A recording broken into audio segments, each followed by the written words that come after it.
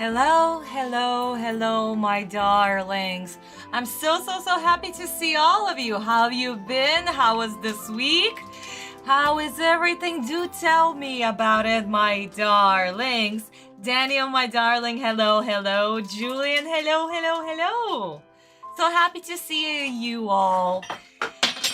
Oh my goodness. Carol, what did you drop, honey? What did you drop? You little rascal. So, my darlings, how was this week? Do tell me. Hello, Nick. Hey, darling. Hello, hello, hello. Oh, Daniel, I'm doing okay. This week has been a little bit hectic for me because I'm trying to do a massive page for Yu-Gi-Oh! GTT, and it's going to be the death of me. I needed to look absolutely perfect for you, my beautiful watchers, as well as for those who are subscribed to my Boosty page. After all, they'll be the first ones to see it. Yes, Julian, honey, I'm so happy for you. You're officially 18. My darlings, Julian needs a happy birthday song. Are we all ready? Happy birthday to you.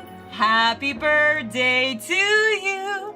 Happy birthday, dear Julian. Happy birthday to you. Woo! Seriously, my darling, happy birthday. If you are living in Europe, you'll be considered legally an adult. But it is American laws, so not until you're 21, my darling. Not until you're 21. But yeah, my week has been a little bit hectic because of the page, but I hope it will look absolutely gorgeous at the end. And speaking of pages, my darlings, on Monday, I'll be uploading another page on the 27th. Those of you who are subscribed to my Boosty page, get ready to see another page. And hopefully you will enjoy it. After all, there's such an interesting moment that is happening currently in the chapter. But my darlings, do tell me, how was your week for you? Julian had his birthday. Nick, Daniel, what about you, my darlings? How was your week? I am really curious. And speaking of which, my darlings, the quiz that I posted this week. Well, I am very surprised by the results. You guys are getting so much better. Those of you who guessed it, that yes, last episode was done by Studio Gala, by the amazing Sugimoto Sensei. And I was so happy to see that a lot of you voted for him. It was very well done. Seriously, guys, you know you're animators. It makes me super pleased. As a teacher, it makes me super pleased. Yes, Daniel, thank you. Absolutely, Julian. I hope you had absolutely a blast. But, my darlings, so, since we already started talking a little bit about the quiz... okay, Nick. Let me read your comment before I start. I went to the gym and bought a rechargeable hand warmers. Oh my god! This is such a typical weather for Russia too! Wow! Oh my goodness! Surprisingly though, in Russia right now the snow is melting, and that's like January. Like, no way, that's not possible. Like, literally, we had such a January, I don't know, like in 2012 or something. So, like, the weather is a little bit phenomenon this year. Oh no, Julian, honey, I did not see the video. For some reason, it didn't show up. I checked the comments and everything, especially those that have the link. It didn't show up, Julian. So sadly, I did not see the video, nor that I could actually approve it, honey. Oh, you did, Daniel! Yeah, no, Egyptians and astronomy, like, oh my god, Egyptians have done so much in their time. It's absolutely unbelievable. Oh. Again, like, all the architecture, the mathematics, astronomy, astrology, like... They were absolutely insane. Seriously. Whatever they touched, it turned to gold. Yes, Daniel, thank you so much. It is chapters 148 and 150. Once again, my wingman, you're doing so great job with reminding everybody about the chapters. So, I guess this is enough of our intro, my darlings. Let's start. So, the quiz. The quiz. As always, we start with the studio. Who has done today's episode? We have Yumeta, again in the same exact order because that order never changes. Yumeta, Sunshine, Gallop, and Dun Gun. So, who is it today? The pyramids were lined up with the special stars in the sky. They were. They absolutely were. And again, the map that went into just building the pyramids. Oh my god. Imhotep, with the way that he even created the very first step pyramid. Oh, seriously, guys. Ancient Egyptians, they knew their stuff. They were absolutely remarkable. No wonder we associate them with aliens.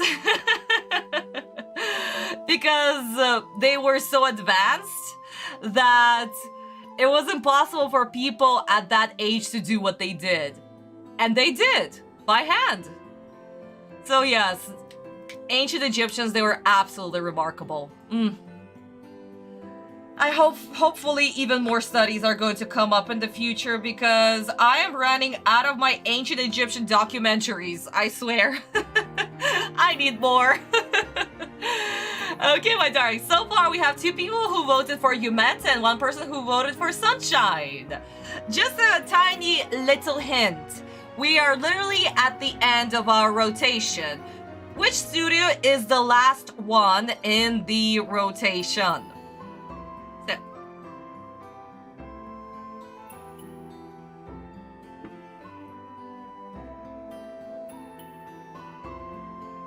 Oh wow, Yumeta and Gallop are literally sharing this first place. Then we have Sunshine, and Dungun is not getting any love today. Uh-oh. But yeah, some of you already know your answer, so you are guessing it correctly. Others, maybe not so much. So guys, think. Who are the last studio that is the last spot in the rotation of the studios? Who are the 6 ones? I cannot speak English today. Ah, Mr. Honey, hello. Yeah, don't worry, honey. Dry up, and then you can come. It's okay. It's absolutely okay.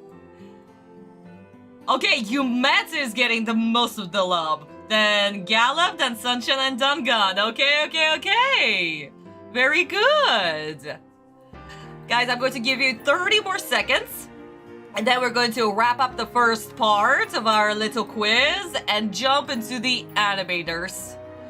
I'm so excited for today's episode. It's also one of my favorite episodes because it was done by that one particular animator that I absolutely adore. Absolutely adore. And, of course, it is also one of those intriguing episodes where Atem makes many choices and basically starts the plot for Battle City. I mean, after all, every character is extremely active, but this is where Atem makes the choice, and he is also for the first time keeping a secret from Yugi. And honestly, yeah, this is so cool. I don't know, I love it. I really like these 2 chapters. You should read 50 Shades of Hatshepsut. Wait, what? And Chief Steward of Amun? Daniel, I hope this is not fanfiction because I'm getting, the moment I read 50 Shades of something, I'm reminded by that horrible fanfiction that became official. And people were literally reading it all over the place for no good reason. Like, God! Oh no! Thank you guys so much for voting, but we have a little problem. Who's going to break the tie between Yumeta and Gallop? Guys, somebody needs to break that tie because we cannot have two studios taking the first spot.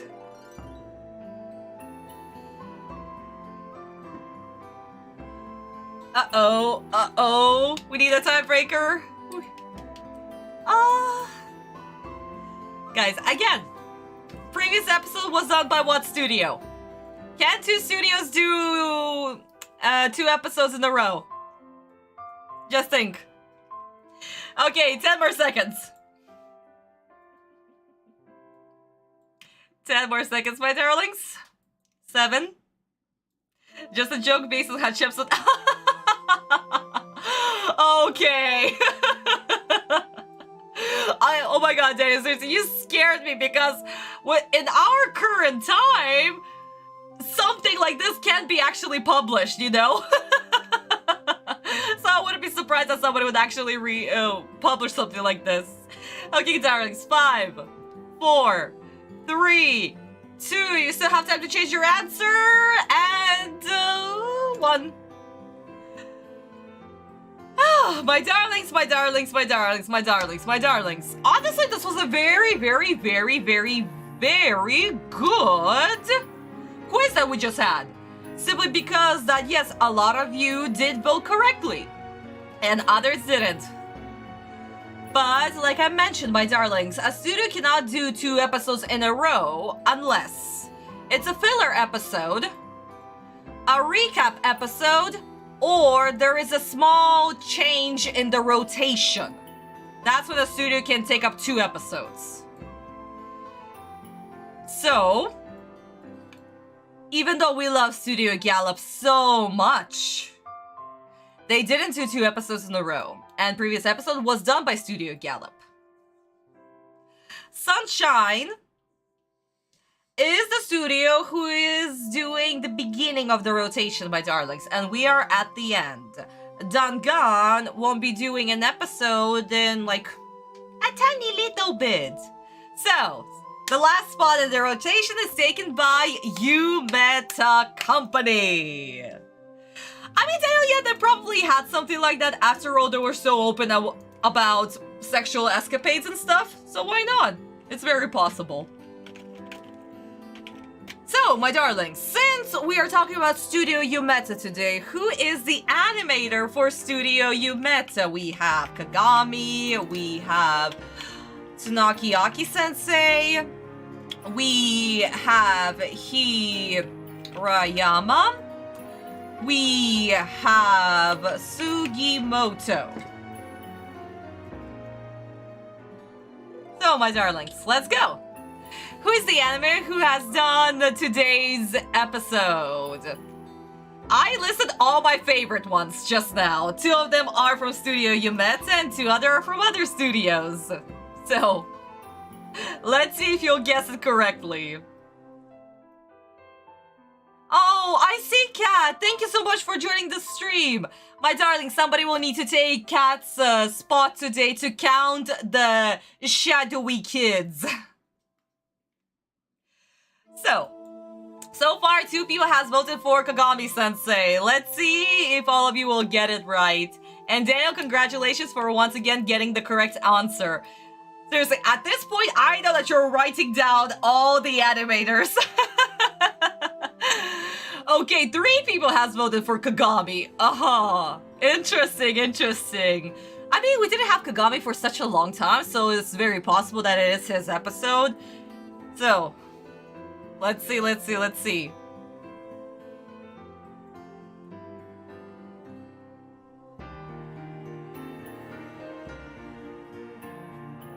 But yeah, I did give 4 people Kagami. At this point, everybody's just gonna vote for Kagami. I mean, his style is so freaking unique that the moment you see his episode, you're like, yeah, it's this guy, it's this cool guy, it's the hands guy. But is it today's episode? Is it the Kagami-sensei's episode, or is it not? That's the interesting thing about it. Maybe it is Aki's episode, or maybe it is Sugimoto-sensei's episode. Let's see. I'll give you guys 30 more seconds, and then I'll reveal the answer to you.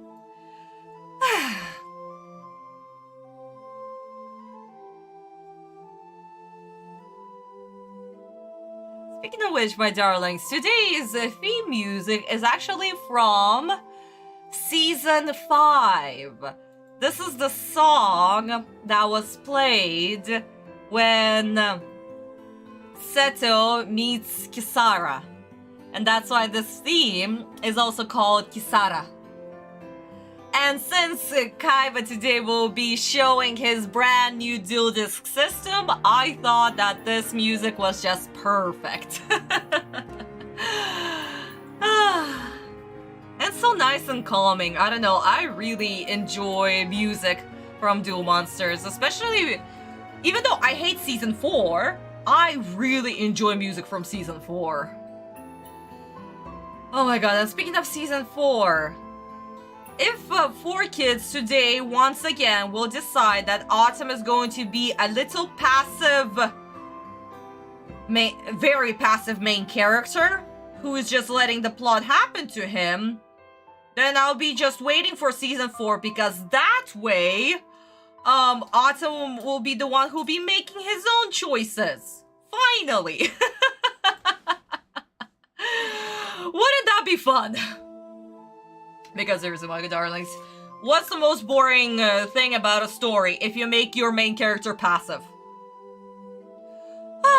Okay guys, 10 more seconds.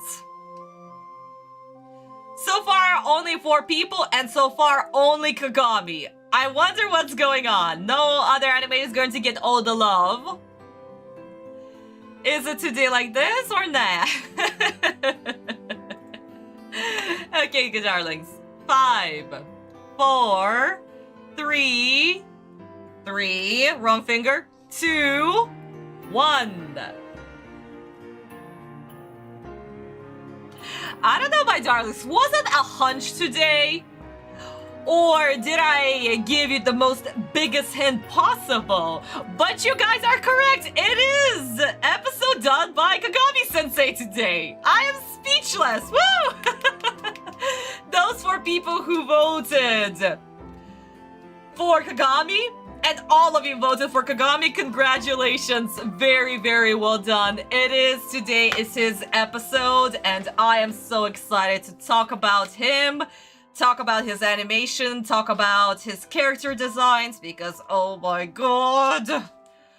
Seriously, and I did tell you guys last stream that whenever we'll be talking about animators, we're doing this at the beginning, because at the end of the stream, I am in no mood or desire to talk about anything and just be done with 4Kids. So that's what we're going to do at the very beginning of the stream. Talk about Sensei, talk about his line art, his design, and even interesting positions that he's doing. Honestly, because not every animator also does what he does. So there's a lot to talk about. But, my darlings, so, I guess this is where we can wrap up our intro and wrap up me just rambling for no reason. But, my darlings, thank you so much for participating in the quiz. You are absolutely legends. And also, my darlings, cheers to all of you. Cheers for us to continue doing these live streams. I enjoy them so much, and I'm so glad that you are learning these animators and enjoying their craft. And then once again, 4Kids suck. That's another thing. 4Kids suck, and they're gonna forever suck, and then I'm gonna be screaming at them forever and ever and ever. But overall, thank you so much for joining me today, and let's just continue on and having these wonderful live streams every month. Love you all.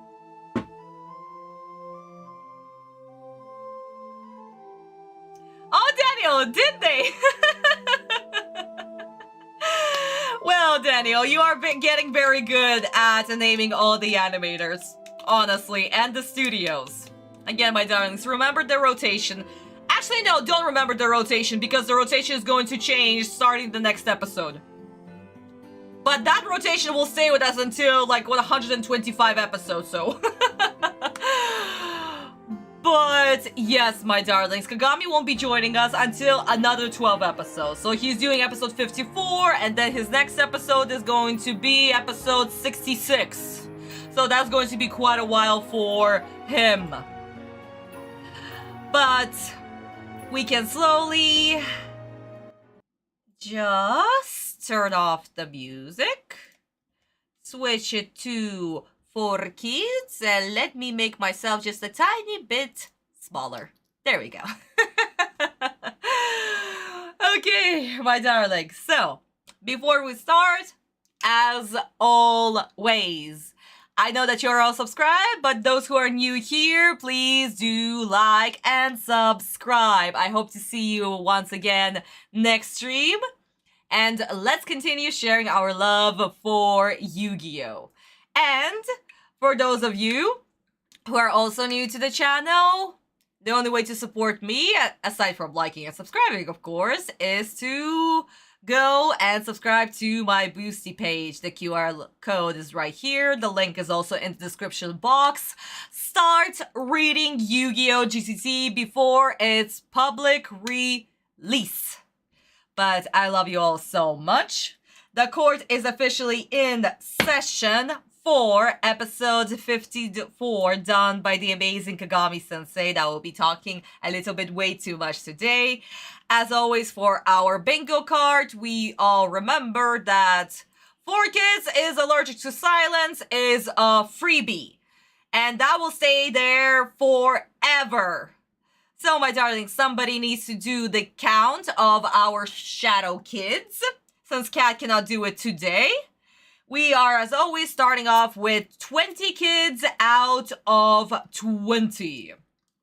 4Kids did do one thing right. Make the series global, phenomenal, and demand Yu-Gi-Oh! Merchandise outside of Japan. I mean, yeah.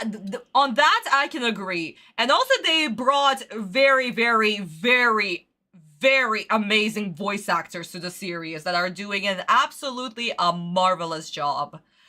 So, cheers to the voice actors, and cheers to, I cannot believe I'm saying this, 4Kids who are actually making Yu-Gi-Oh! Even more popular than it already was at the time. So, yay 4Kids, I guess. Please just don't fuck up this episode, please. Okay, my darlings, let's go. 3, 2, and 1.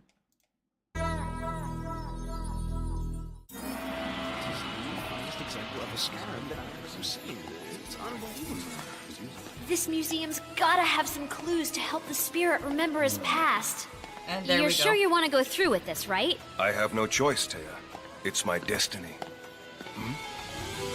You okay? I sense something in here. In the basement? Is this a part of the exhibit? Something down there is calling out to me, Taya. I feel that the answers I seek are near. Check it out. It's some kind of ancient Egyptian stone. And those carvings resemble duel monster cards. No way! That guy looks just like you! Is this thing for real? It's freaking me out! Yes, Taya, it is real. Somehow I know it is. And look, around his neck. It's the Millennium Puzzle! That's right. That appears to be me playing an ancient form of duel monsters. Whoa. This is exactly the kind of clue I've been searching for, but I wish I were able to decipher its meaning. Who am I dueling against in this carving? What was this age-old game all about? Was it even a game? Just when I think I found one answer, 1,000 new questions arise. My Pharaoh, I've been expecting you. Okay, my darling, just stay right there. Is Shizu beautiful little creature? Okay, so... I'm just going to pull up this right here. First off, 4 kids are allergic to silence. Yeah. Not even 30 seconds in. That is amazing. A scene that was absolutely silent. Nothing was being said. They managed to say so much unnecessary shit for no fucking reason. Like, wow, that's first. Second, 4 kids plot about the destiny. Blah, blah, blah, blah, blah, blah, blah, blah, blah, blah, blah, blah, blah. What destiny are they talking about? Jesus Christ. This is getting freaking annoying that they just insert this for no goddamn reason. Ishizu, in the chapter and in this episode, she only mentions about fate once. But it's not Atem's destiny. This is fucking ridiculous. And not to mention, if we take into account the previous episode, 2 episodes ago, where Ishizu was talking with Kaiba, and then they had the whole shtick of, oh, ancient Egyptians believed in destiny and whatnot. No, they didn't. So they're still hammering this thing in. That's second. Third. Where is it? Where is the change to the screen? The random edit garbage. Random screen edit.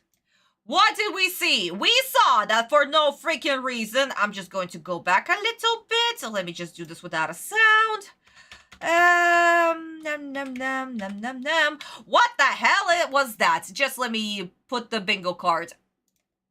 Oh, you did not see because of the logo, my darlings. Look, there, for some reason, Atem has the Eye of Horus on his forehead.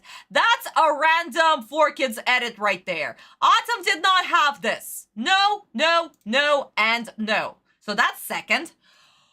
Third, because they completely removed all the silence, we had so much freaking dialogue for no goddamn reason. So, what do we have? We have already talking without a breather. Where is it? Talking without a breather. And what else did they do? They were literally explaining what's currently happening on screen. For fuck's sake. In like 3 minutes, we ticked already 4 marks, so that means 4 kids decide to join the Shadow Realm. Oh, that's ironic. Doing so, my darling. Welcome to the stream, honey. Welcome, welcome, welcome. But yeah, there you go, guys. First 3 minutes already. So quick. Just wow. Also, there's another thing. Why didn't Atem realize who he was dueling? Atem literally needed to look at the other character that he was dueling and recognize that it's Seto. Because that's exactly what he does. He recognizes that this is Seto. So for him to literally say this line at the very beginning of him speculating is stupid, because it's going to come up and Atem will be like, oh yeah, the other duelist is Seto. So this is a duel that is supposed to happen, you know? So what I'm saying, should I actually put 4 kids dialogue too? Or a dialogue that changes the original message? I mean, I might save these 2 for now, because Ishizu is actually going to explain, and then Atem is going to speculate, and yada yada yada. So yeah, let me just go back again before Ishizu pops up. Real quick. And yeah, Atem also doesn't have all the sass. There's none of the sass. Atem is too freaking serious. It's not funny. It's not funny. Atem is too freaking serious. At least in the Japanese version, they actually inserted him being sassy. But, okay. Oh, Daniel, no, come on. Oh, boy, boy, boy. I might actually see a bit more once we rewatch it in the Japanese version. But let's see, let's see. I mean, the whole dialogue between Atem and Anzu, that's just taken out. It's completely different. 100% different. It's not funny how different it is. But yeah, let's go.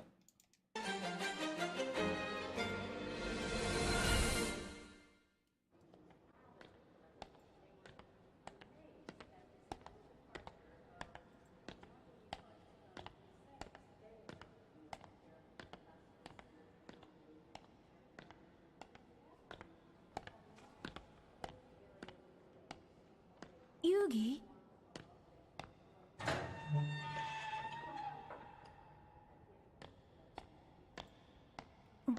Let me just stop here real quick, just to show you guys. No Eye of the Horus. Nothing. 地下にも展示室が。あ、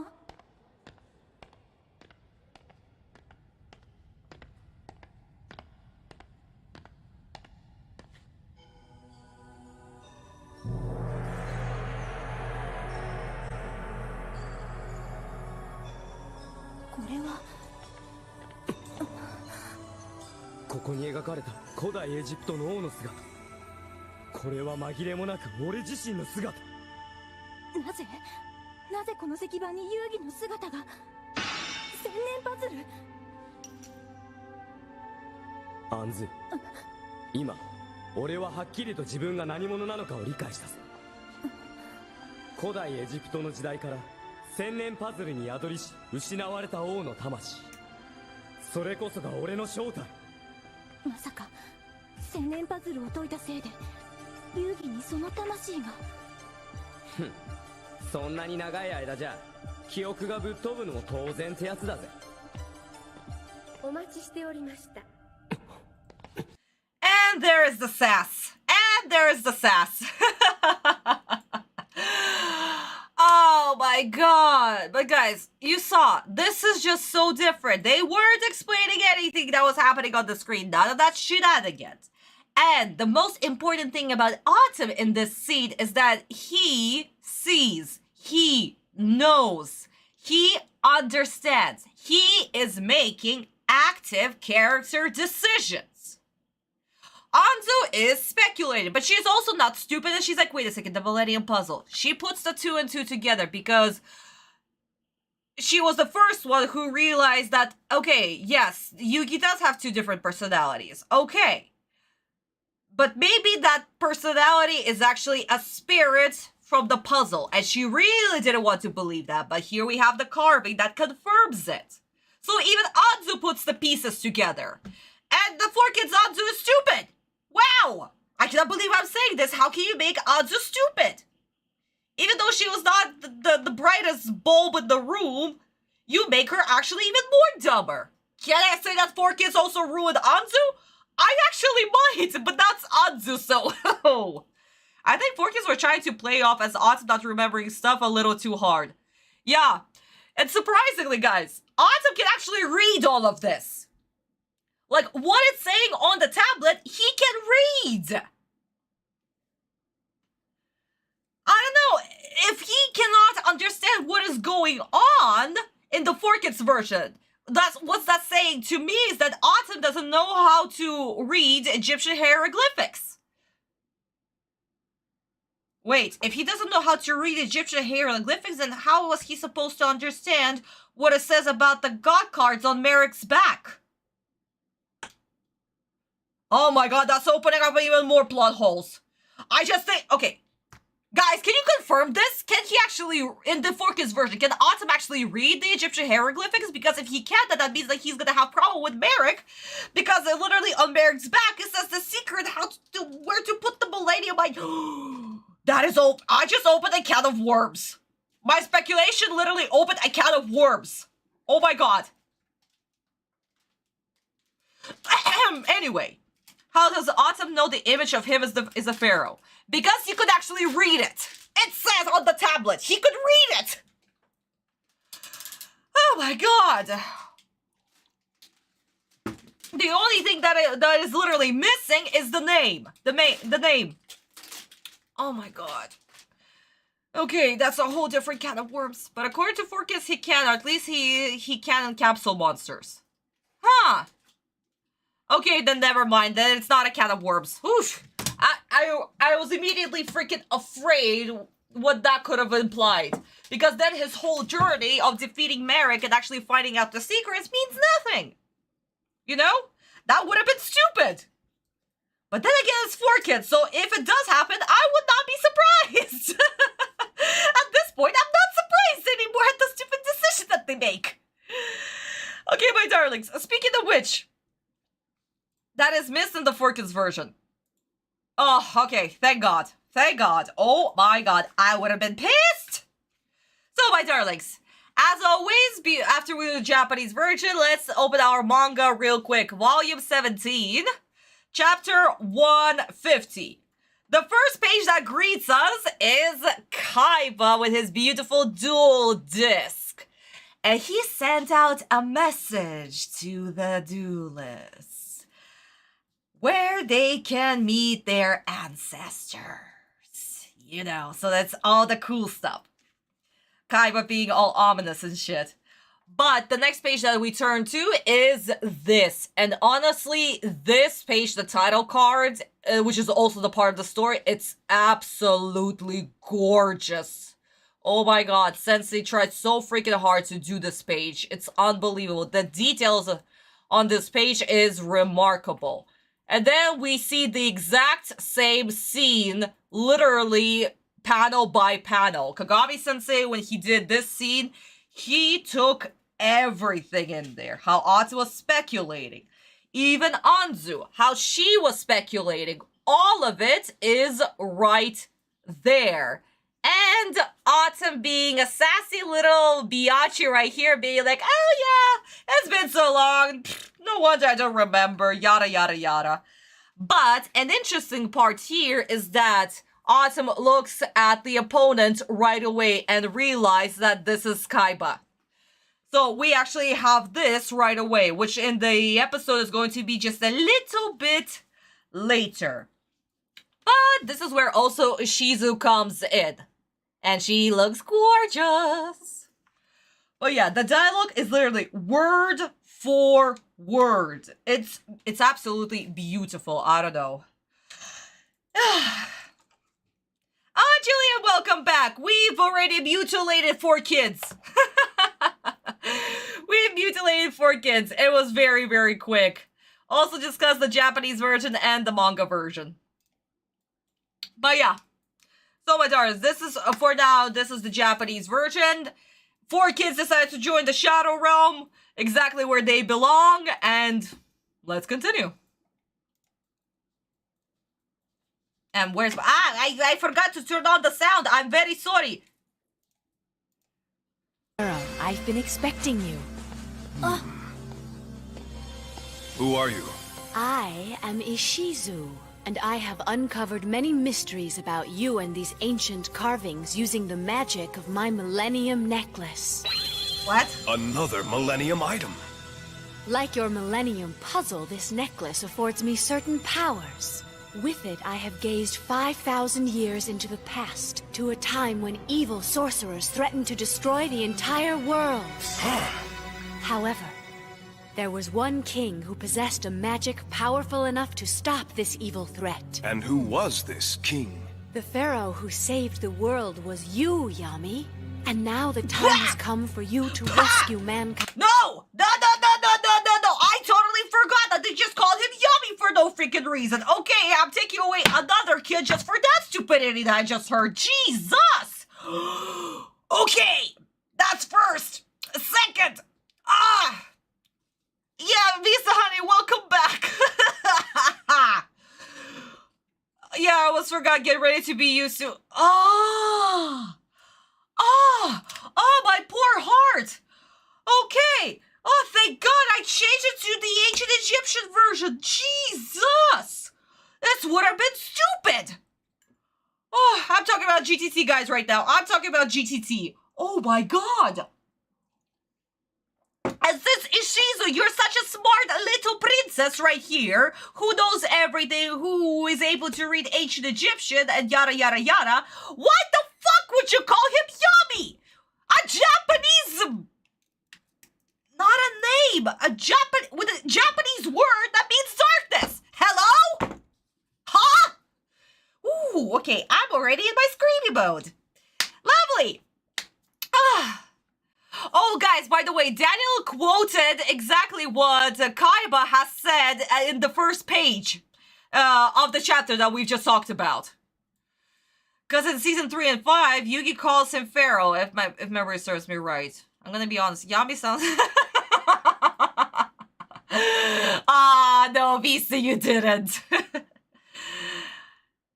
Atem knows he's called Yami. Yes, actually, yeah, now that you mention it, Atem, in that episode that for some reason had that stupid dialogue between Yugi and Atem, even though it wasn't about that in the original, but they of course included it at the end of Duelist Kingdom. Atem said that he was called by many names, and the one that he prefers is Yami for no fucking reason, and then Ishizu calls him Yami for no fucking reason. So yeah, there you go. Atem, I am so sorry that you're going through this. What 4Kids has done to you. Yes, Daniel, after Duel's Kingdom. God. Okay. Sweet Jesus. In this case, sweet Osiris. But yeah, okay. Also, I immediately cringed at Ishizu saying that the shenanigans of how she was discovering the whole deciphering the stablets and looking into the past using her Millennium item. Since when Millennium item has the Millennium necklace has the power to actually decipher anything. You can only look into the past and that's it. The past, the future, the present, everything, you know? Okay. Oh, this sucks. Oh, this sucks. I'm already going to put as 4Kids dialogue change thing. Not for 5,000, 3,000. Exactly, Daniel. It's supposed to be 3,000 because the 18th dynasty happened 3,000 years ago, not 5,000. That's stupid. Honestly, that is really stupid. If we look at the ancient Egyptian history, 5,000 years ago, the priests could never, ever, ever actually rule after the pharaoh. It wasn't a thing. Also, even if we take it much further back,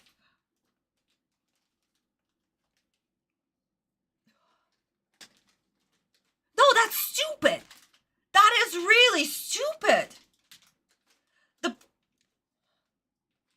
Okay, fine, the pyramids were...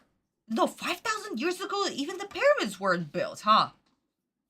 Am I mathing wrong right now?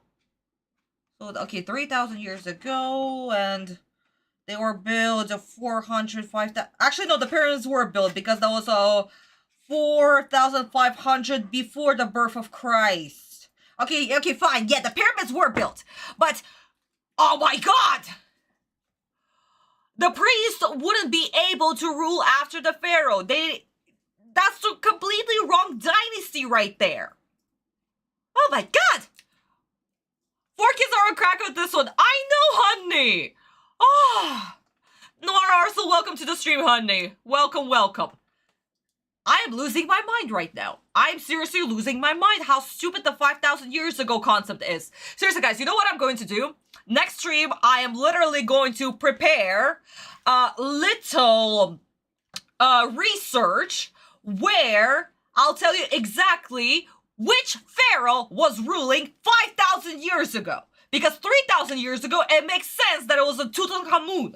And that's who Atem is based on. Because after him, we had the priest took over his place, which is Seto's role. So it all makes sense. But 5,000 years ago... So yeah, guys, I'm going to do a small little research and tell you how stupid this plot is. That instead of 3,000 years ago, we have 5,000 years ago for no fucking reason. Okay. Actually, I'm gonna write this down. I might forget, so let me just write this down real quick. That's the wrong marker.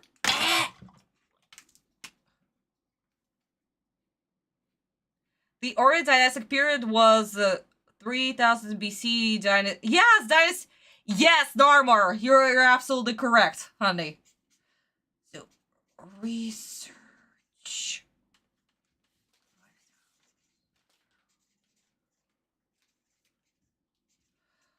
Okay. 5,000 years ago. Jesus Christ. Narmer actually had another name. You might actually, Daniel, put his original name.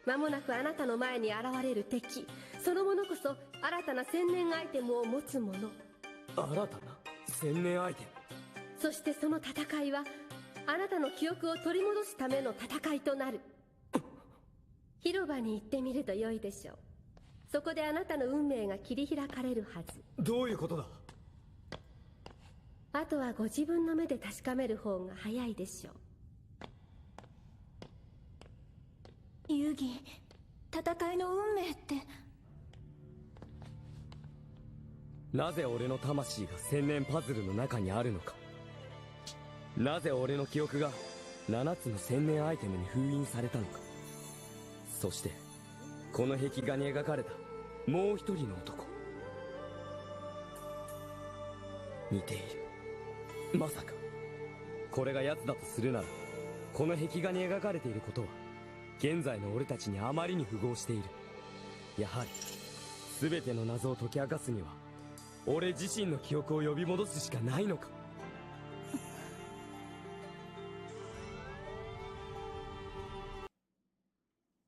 And there you guys go. If Shizu did not say any of the nonsense that we've heard in the 4Kids dialogue, because, wow, her dialogue was extremely stupid. For F's sakes, just no. Just no.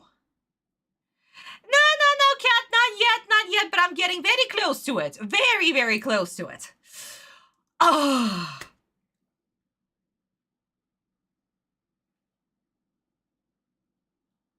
Into panic attack! CGY, honey! Also, darling, welcome to the stream.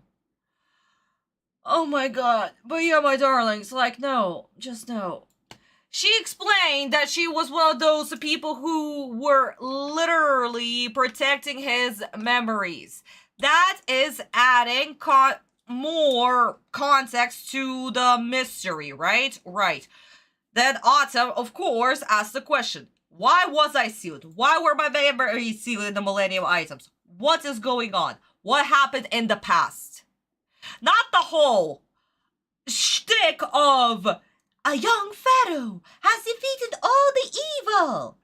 Apparently, I know this because of magic.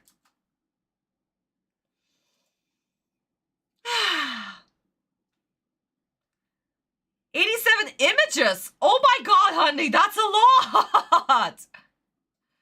It's Atem's destiny to regain his memory, and to do that, he has to obtain the 7 Millennium items. Yeah. All of that was absolutely just removed. What's the point of him actually going on this journey? What does Atem want? What does he need? The whole character development is just, it's gone. His motivation, everything is gone. In the 4Kids version, he's just like, okay, so I was this amazing pharaoh. That's it. That's all I know. And I'm supposed to go home after this. Ha. That's it. Yeah. That's the dialogue. Right there. It's done.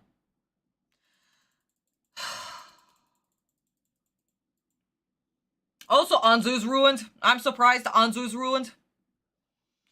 I also wish the show got the DPC Kai treatment. Oh, honey, if only it did. If only it did.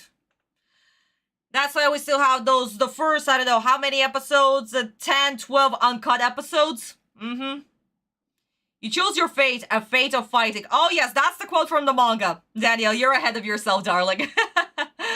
They retained all of his Shizu cards. They were ridiculously overpowered, even for you. Really?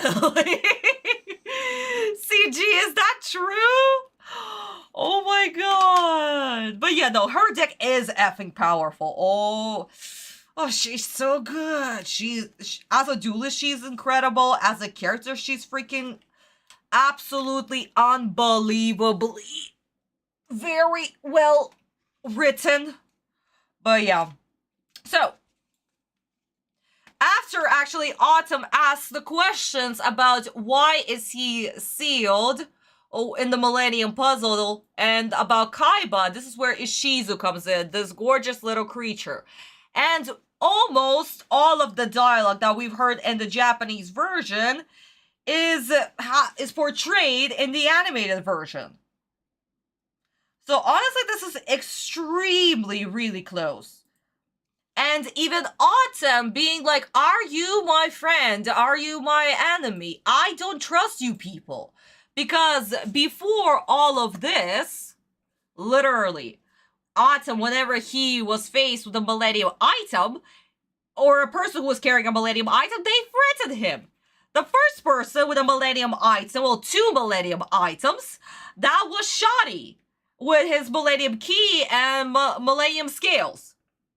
And, what did Shoddy do? He almost killed Anzu in the process, so yeah, there you go.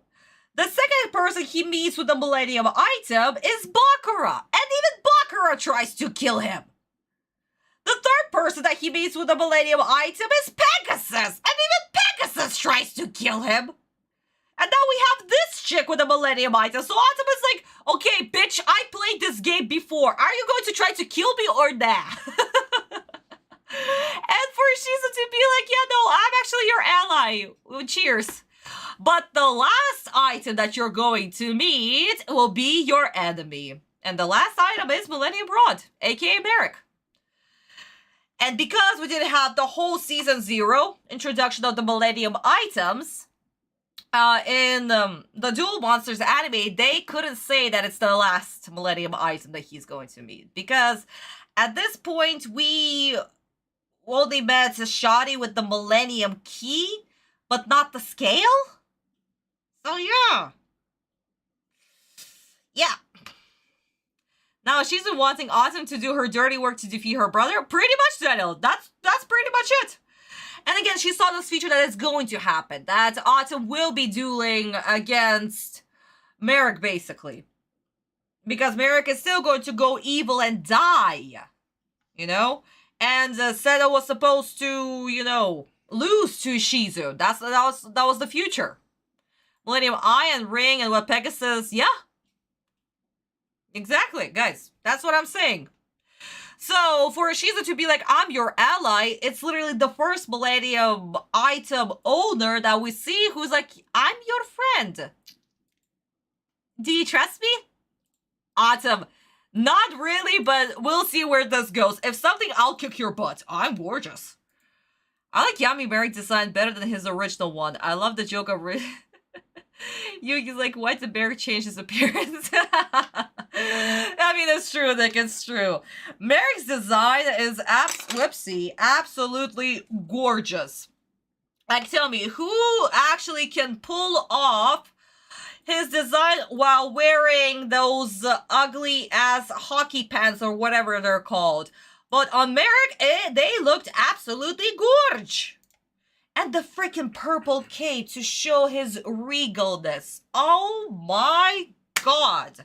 Yeah, no, really awesome design. And even Merrick actually looked really good. I don't know, I like the crop top and the pants, and yeah. And for him to show off this, I'm kind of real, but also not real, but also I'm kind of cool, and yeah, I don't know. Yeah. Sensei knew how to design his characters. He was good. All of them had unique appearance that literally told the viewers who they were just by looking at them. Okay, guys, let's continue on. We're actually going to be jumping to Seto motherfucking Kaiba. But before we do that, actually, my darlings, let me just mute this real quick. And I promised you that we're going to be talking about Kagami a little bit. So we have so many awesome scenes right here. Let's actually talk about that. Another little interesting thing that I do also want to discuss.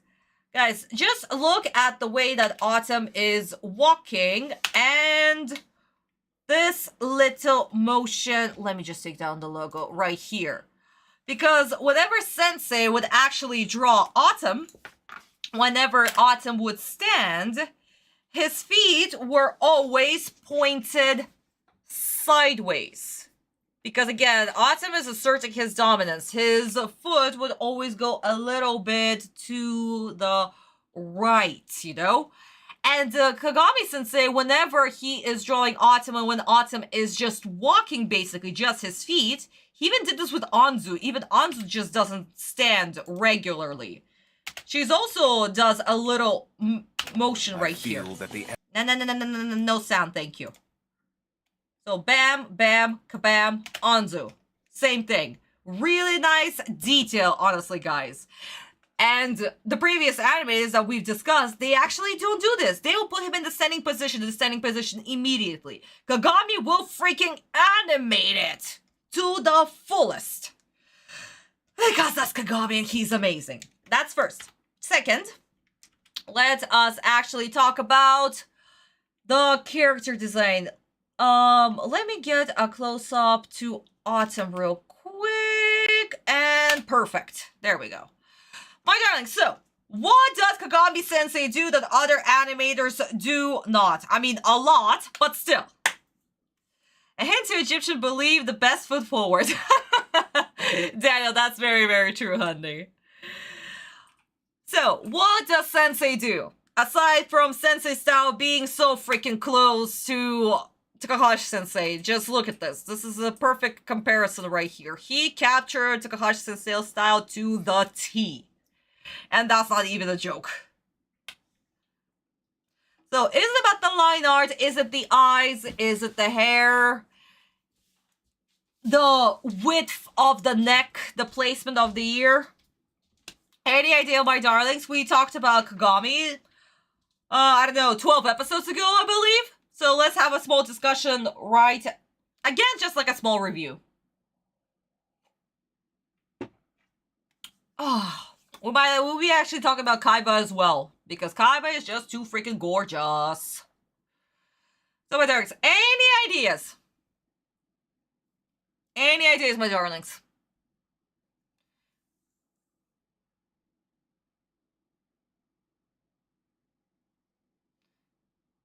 The outlines? I mean, CG, I wouldn't call them the outlines, but let's say line art. So, how does Kagami-sensei does the line art? Let's talk a little bit about that. So, Kagami, a lot of the times, he would have a very, very thick line when it comes to the face. He really likes to emphasize the face. His ear is actually extremely detailed. I don't think that a lot of animators do not do, because we hate drawing the ear so freaking much. But because Sensei literally draws the ear like this, Kagami replicates it. All the way, every single stroke, it is an absolute replication. If we talk about the hair, it's the same thing. The lines on the hair are very precise, and he particularly does 4 lines on the bottom, 3 on the top, 3, sometimes 4. In this case, this one is 4, 4, and sometimes it's 4, sometimes it's 3. But his count is always the same when he does Atem's hair. Like these little lines right here. The shininess? I mean, we can see that the only highlights that Atem actually has, it's not on his face, no, but Kagami does the shine on the bangs. His bangs have 3, sometimes even 4 colors. It depends on the frame. But in this frame, yeah, his hair only has 3. But even the consistency, guys, remember when we talked about the bangs? Which bang is lower? This one is always has to be lower than this one right here. Kagami with Atem, with Yugi, he keeps this very, very consistent. They're not the same length. The outline, shadows, and the lines between his eyes. Okay, CG, good. Kagami, when he has the chance, he will do lots of lines on the face. If he can, he will do it. Oh my god. Guys, once we'll get to Jonachi's death, That's the end name of the episode where he dueled against Merrick and lost consciousness, aka he freaking died in that episode. That animation of Atem being so angry at Merrick and him hitting the wall, that was done also by Kagami, and he had so many freaking lines on his face. So Kagami, the lines on the face, he will do all of them if it needs to be done. Kagami must have liked Prince Charles. Oh, Daniel, okay, you and your jokes, I swear. And speaking of lines, since that was also mentioned, the shadow under the chin. Also, Kagami always keeps the shadow under the chin. He never omits that. Guys, anything else that is also interesting? Any other idea? I mean, we talk about other animators as well. Maybe it has something to do with the hair. Again, guys, we're just talking about the character design of the face. We're gonna move to the body in just a bit. But anything else that is interesting? Aw, man, my glass is already done. I guess it's time to open up the skull.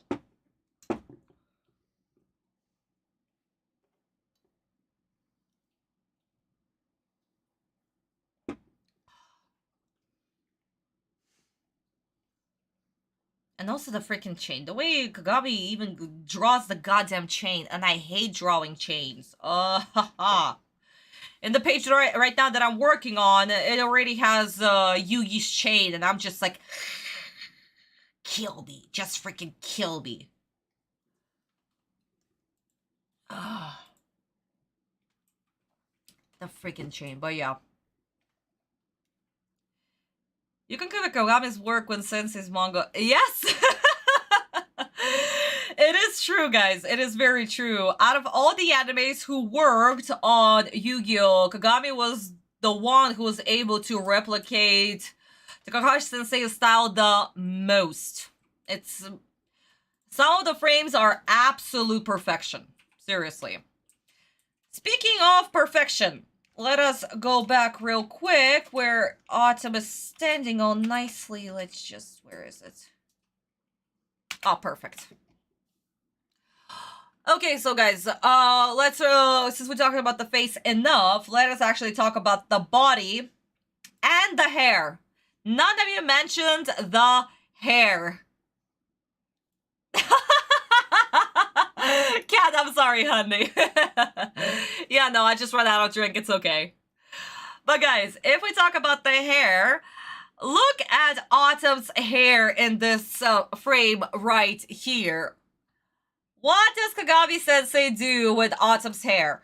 We talked about that the upper bangs, a lot of the animators, what do? They do them either up like this or like this. As we know, Sensei would draw Atem's spikes, the secondary spikes, like this. They were facing this way, basically. And the same thing with the bottom ones, right? And a lot of the animators, they would do this. Another thing that I've noticed, they would actually have them facing upward, not outward. Or the placement of the spikes were also incorrect because we have this long spike and then all of a sudden, somewhere over here, this spike, this one goes down, and then we have the smaller ones. So, yeah. Hey, Church and Handy, welcome to the stream. We're talking about Kagami Sensei's animation character designs. But yeah, Kagami also made sure that all of this was consistent the way that Takahashi Sensei intended. So his hair, the placement of the spikes was also correct. It's in this part right here. Very, very well done. As well as doing these little triangles on the sides. This is also a very nice touch. Because a lot of animators would also omit this and just do straight line down, straight line down, straight line down, and that's it. And even from this very uncomfortable angle to animate, my darlings, honestly, this is a very uncomfortable. This is like 3/4 bottom screen.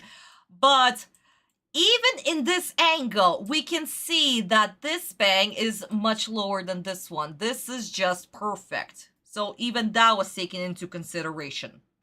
And if we take a look at the body, Let me just open a page with Atem real quick.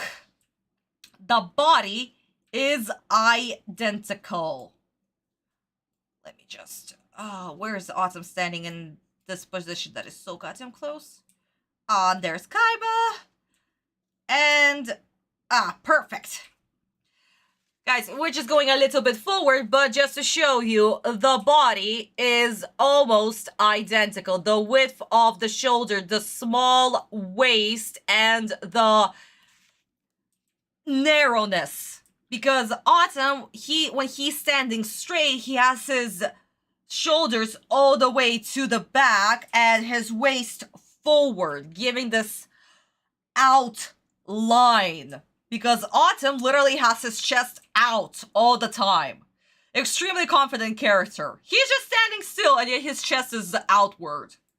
Again, perfect silhouette. And one of the reasons why we can recognize him. Even if we remove the hair just by him standing like this, we know that it's Atem. It's absolutely gorgeous. Because what Sensei, whenever he was drawing confident characters, again, if we take a look-see at Kaiba, just look at how Kaiba is also standing. Look at this freaking angle right here. The Mr. Confident himself. And this is how Sensei would draw the bodies. And once again, Kagami is perfectly able to replicate the body. Understanding how she's standing. It's exactly the same in the manga. So it's really nice that she's just standing straight and still. Even the braces are the same. The bangs and highlights blend a lot better. The armband replaces the bandage in the manga. Yeah. I mean, it's kind of sort of like a bandage because we don't see the color of it. But it could have been blue. We don't know.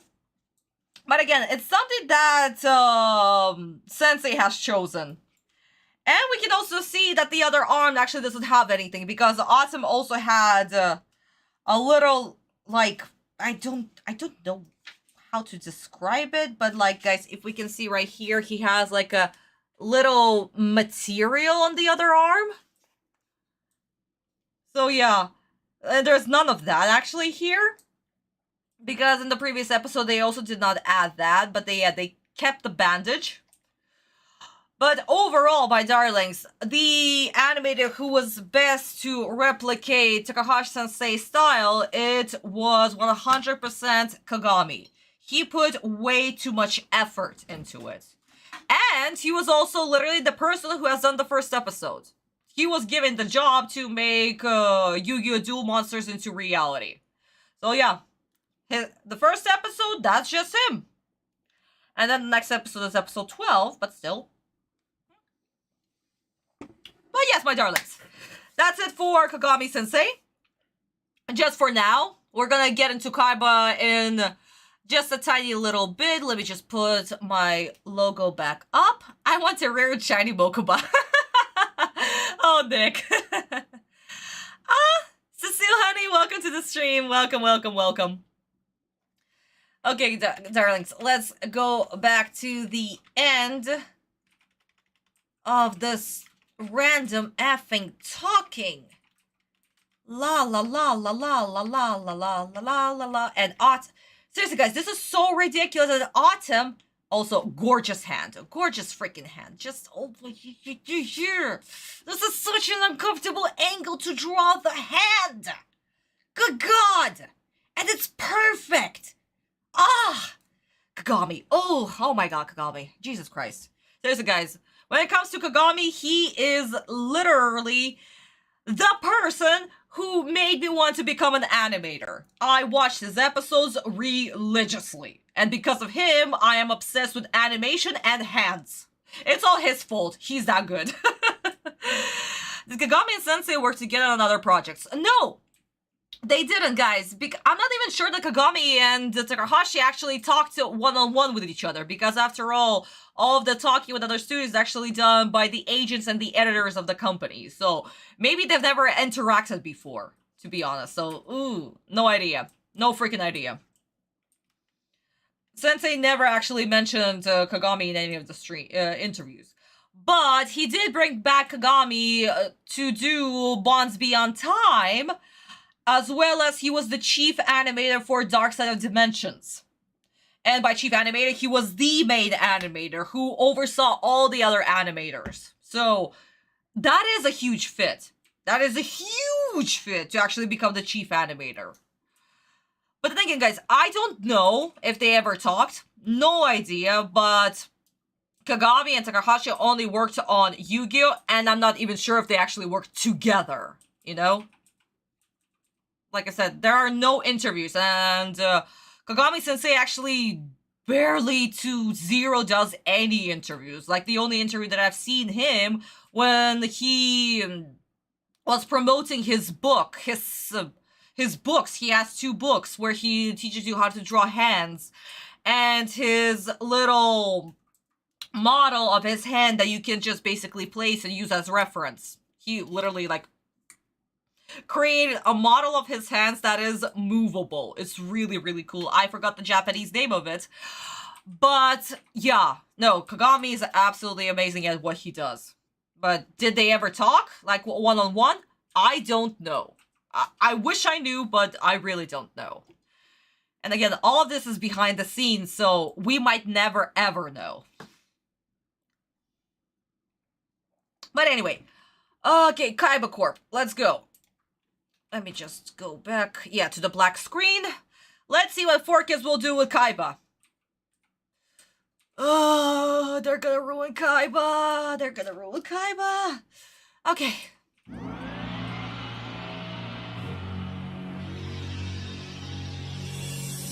All hands, stand by for the final test of the new dual-disc system.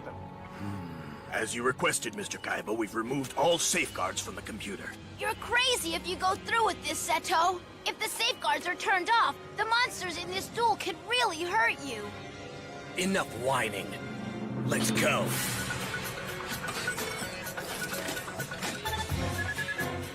I invented this new dual-disc system, and I'll be the one to test it.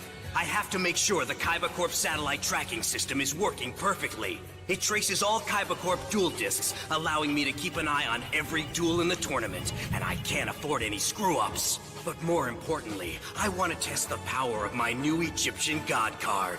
If I'm going to use it to destroy Yugi and reclaim my rightful title as #1 duelist in the entire world, I need to make absolutely sure it's as powerful as Ishizu claims. She may have bored me with her hocus-pocus nonsense about the past, but she was right about one thing.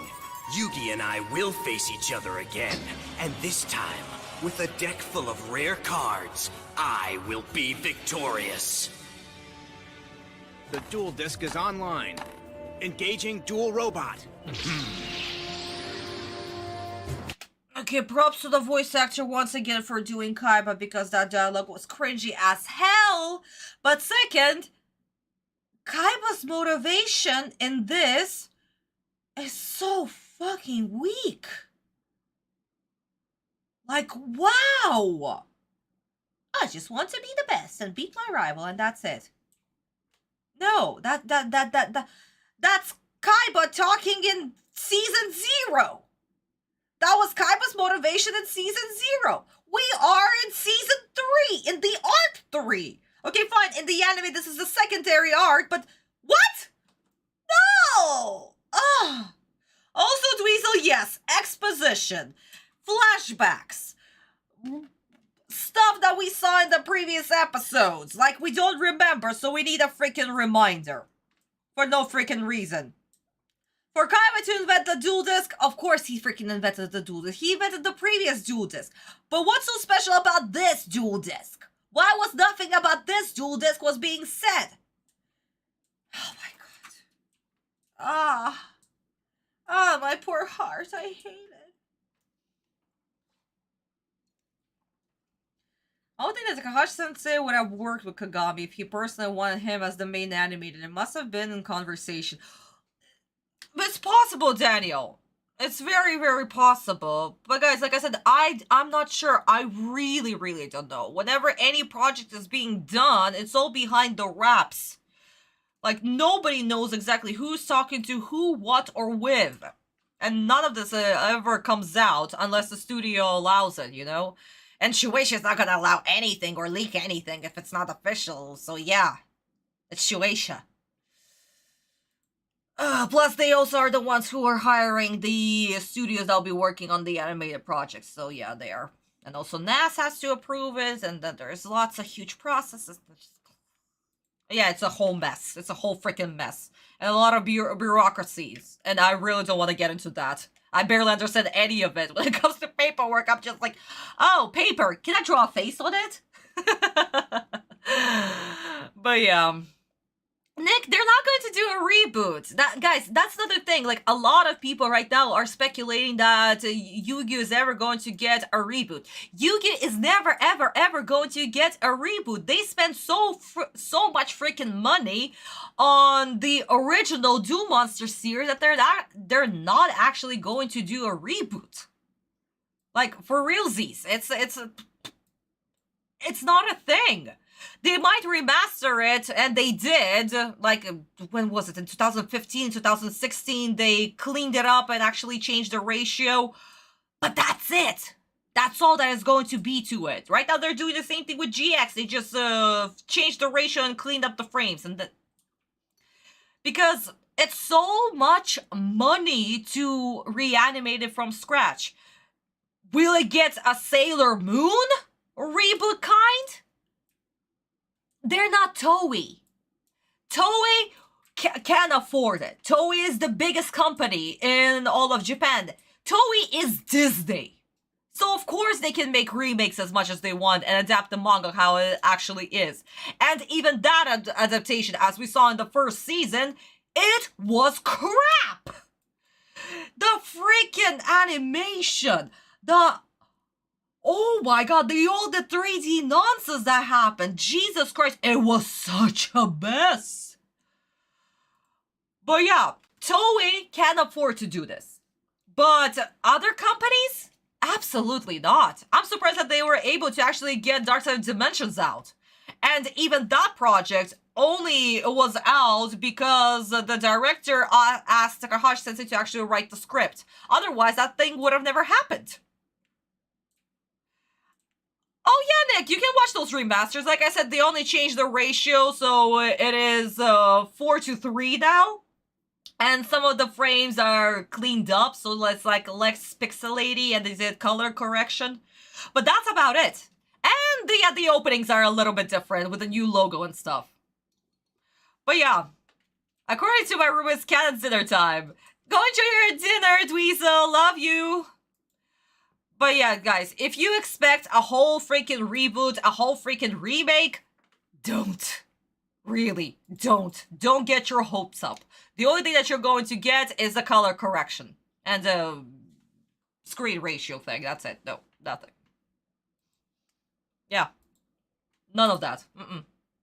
You might get a new Yu-Gi-Oh! Season. If Konami will be like, we need a new game mechanic. And that's why Shueisha will be like, yeah, no, go ahead, create another anime. Kudos. But that's about it. So, Anyway, Japanese version. And guys, there you go. All of that was removed for no freaking reason. Okay, fine, you can erase the kanji. Sure. But like, erase the English words. Come on.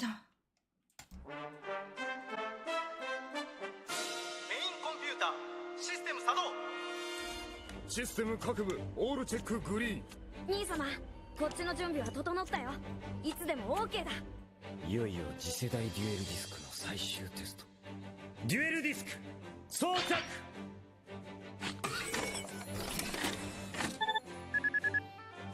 このニューディスクは以前のように毎ターン投げる必要はない。プレートにカードをセットすればカードデータは瞬時に読み込まれ、我が社のサテライトシステムを経由してカイバコーポレーションの中数コンピューターでデータを高速処理。再び転送された画像データがいかなる場所でもモンスターを立体化させる。遊戯、俺が生涯無二と認めた誇り高きデュエリストよ。このニューデュエルディスクが完成した時、俺たちの新たな戦いが始まる。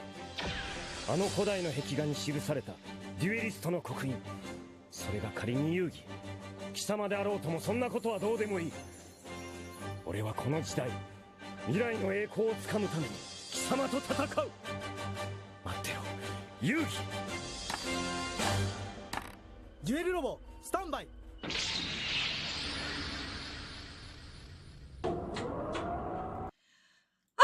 Oh my god, this is just gorgeous.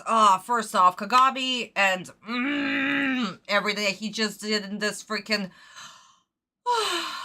and the beauty of this, because the whole rotation of the dual disc and everything is it's just so good. But my darlings, if we go back to the manga real quick, that is literally chapter 147. 46, 47? Am I stupid? No, 148. Yes, I am stupid apparently. But, first off, this is literally panel by panel. We see Kaiba Corp, we see the research and development, and this. Panel by panel. Props to Kagami for actually making this. This is just gorgeous. Seto puts on the dual disc and the whole rotation, because as we actually, no, let me show you guys again. As we saw, Kaiba has the dual disc off, right? But he puts it on, it doesn't do the whole rotation and the light up thing. That was Kagami when he did the whole how it rotates. It's so good. Oh my god, the way that I was introduced like this. And the dialogue is once again word for word for word. I'm not even kidding, my darlings. What Kaiba was saying in this dialogue, this is word for word, and it's absolutely gorgeous. We have the stone tablet, we have how the dual disc was literally made, that you don't need to throw it around. The satellite thing was added by the studio, because at that time, I mean, yeah, but it's such a good scene that once again this showcases Kaiba's determination, and for Kaiba to actually praise Atem and be like, "You're the only duelist that I recognize. You and me, we both have pride." Basically, Kaiba is saying that, yeah, I like you. I can consider you a friend. Nami. Friend to me.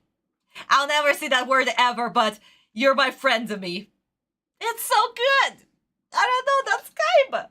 Oh. But seriously, for Kaiba to actually recognize somebody else, this is such a huge fit, because Kaiba is such an egoistical maniac. And for him to actually do that, this is so great. And this is also showing how he has improved since the previous Duelist Kingdom arc. I don't know, I love it.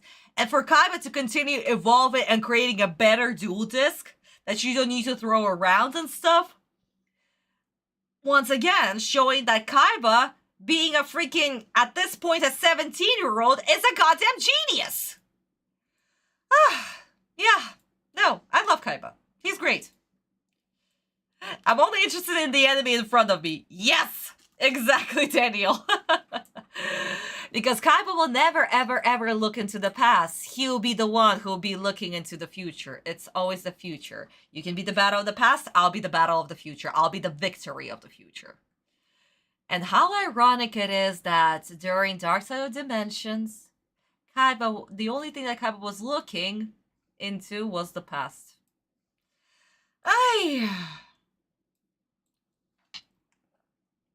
I'll take the glory of the future. Yes, Daniel, absolutely. Seriously, you're quoting this. But yeah. Absolutely gorgeous Kaiba. And 4 kids suck. So, my darlings. I'm just going to do this 4 kids dialogue, because all of that was 4 kids dialogue. Right there. It's not funny. It's really not funny. We already did that. They edited out the stupidity. No, not the stupidity. The whole removing the text and other stuff Which is, I still consider this stupid, but whatever, it's for kids.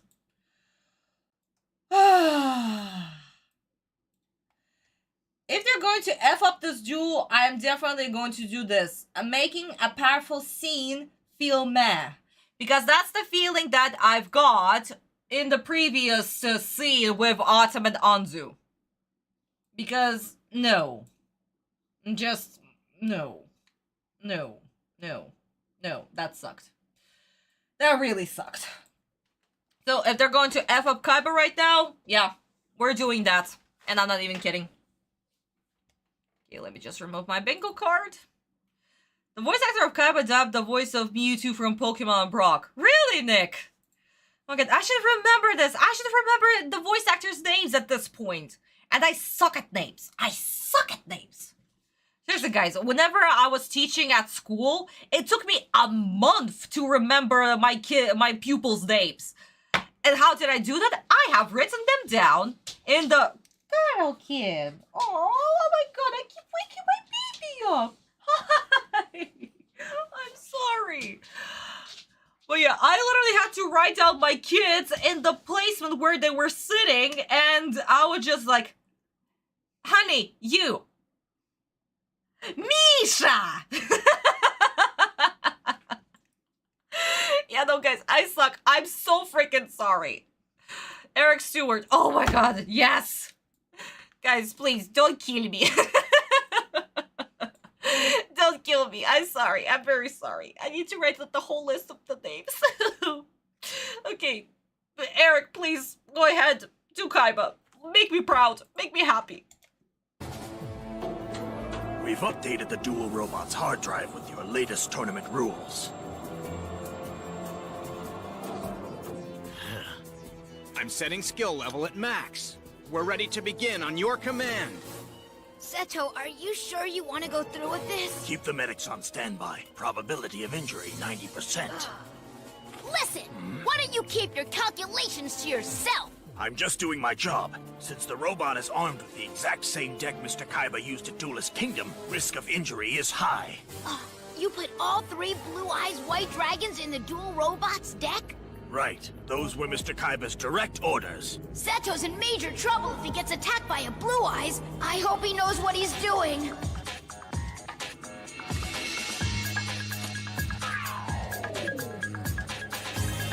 Beware, Kaiba. Obelisk may be too powerful for you to control.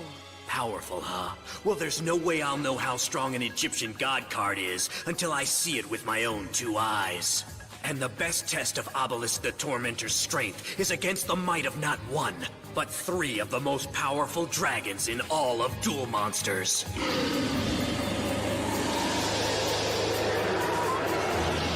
3 on 1. And that does it. Okay. First off, no. Where's the monster sound effects? Where the hell is it? There you go. That's first. Second, I am so sick of Kaiba literally talking about Obelisk throughout this whole thing.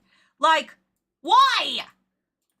Could you stop foreshadowing Obelisk like this? For realsies, this is getting freaking annoying. For Obelisk this, Obelisk that, blah, blah, blah, blah, blah, blah, blah. That's not Kaiba's motivation. Could you stop it with Obelisk? Oh, yeah. But it's still just the holograms. Yes, exactly, it is the holograms. How the fuck he's supposed to get hurt? Actually, this is actually funny, because in the previous Duelist Kingdom, Kaiba, who was supposed to freaking kill himself, decided to be like, oh, I'm just going to stay on this edge, just for funsies. And then your attack is just going to send me backwards. Ha ha ha ha. Do your thing. Make the wind come at me and push me off the ledge.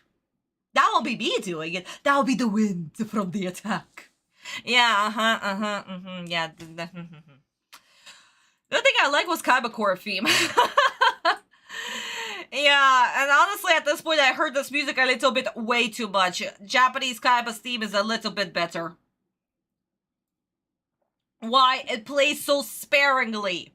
Extremely sparingly. That's why it works. But if you have whenever a moment happens and you have it play all the freaking time. Yeah, no.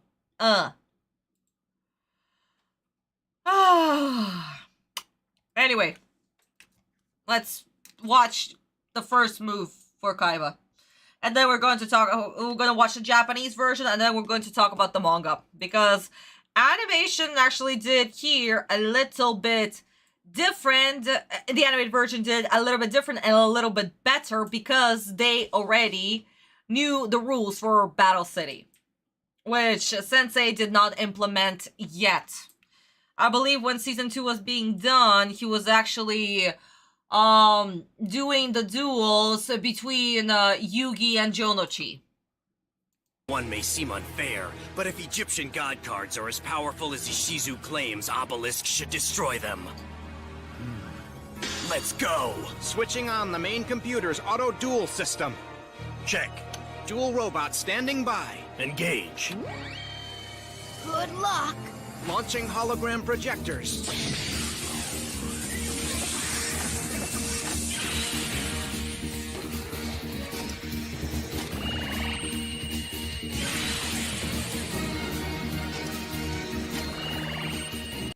That's another thing that Kagami-sensei has done in this episode. This is also an anime-only feature. Well, for now, but in this episode, this was already added. It's so freaking cool! With my new portable projectors, there's no need for oversized dueling arenas. It's time to duel. Draw card. Accessing dual database for optimal battle. Set monster card in defense mode. I'll play this card face down. Next, I summon the mighty Battle Ox. Destroy his monster. Axe Slam attack. Oh no, Cyber Jar. Monster, Cyber Jar. Special Effect 1. Destroy all monsters on field. Cyber Jar. Special Effect 2. Each player summons up to 5 monsters onto field. Set 2 monsters onto field. I place 4 monsters on the field. What a digital dummy! The robot gave Seto a huge lead! Analyze. I swear to God, that line was supposed to be Little Karibo only. This was actually in the animated version? Oh, no. 4 kids random jokes right there. Huge right there. Like, no. That was actually in the show. Unironically. Wow. Okay. New tournament rules. Must sacrifice 2 monsters to summon Blue Eyes White Dragon. What?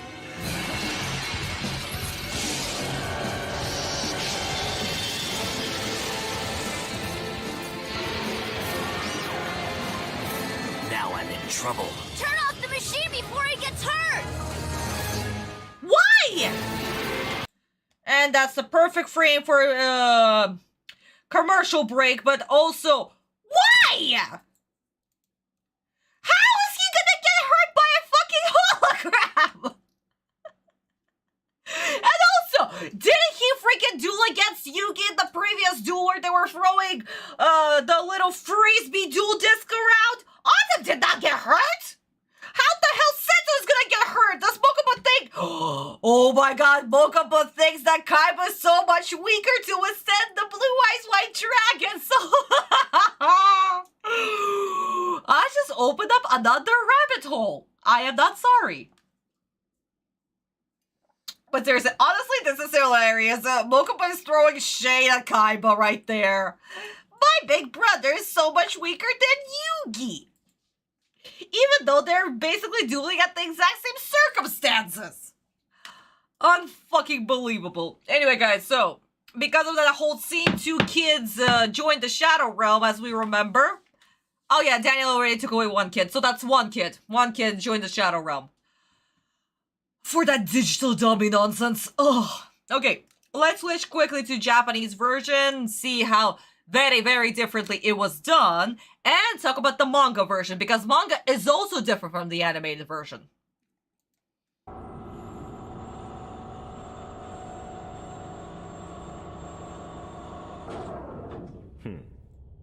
Duel ロボスタンバイ OK。タクティクスレベルをマックスに設定。いよいよニューディスクの最終テストだ。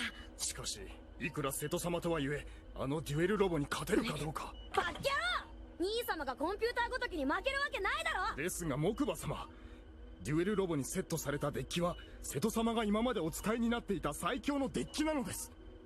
じゃあブルーアイズのカード3枚ともデュエルロボのデッキに。はい、全ては瀬戸様のご命令で。兄様はあえて最強の手札を相手に戦おうというのか。This is Mokuba not saying that my brother is the weaklings upon weaklings, that he shouldn't freaking do against a freaking computer, against AI, basically. This is Mokuba being like, why is my brother doing what he's doing right now? What's the goal? And more importantly, Mokuba standing up for his older brother and being like, he's going to lose against a freaking AI? Are you kidding me? That's my brother you're talking about. So, yeah, no, huge difference in the dialogues between, in the 4Kids Mokuba and the English Mokuba. The Japanese Mokuba. What am I saying? I guess I'm losing brain cells while watching 4Kids. But, my darlings, just these small little dialogue changes already shows huge differences. I'm not even kidding. You guys, you can literally see this. Japanese original Mokuba is saying that his brother will never ever lose. I will support him no matter what. He is the best. English Mokuba, oh no, he might get hurt by a hologram. Ah!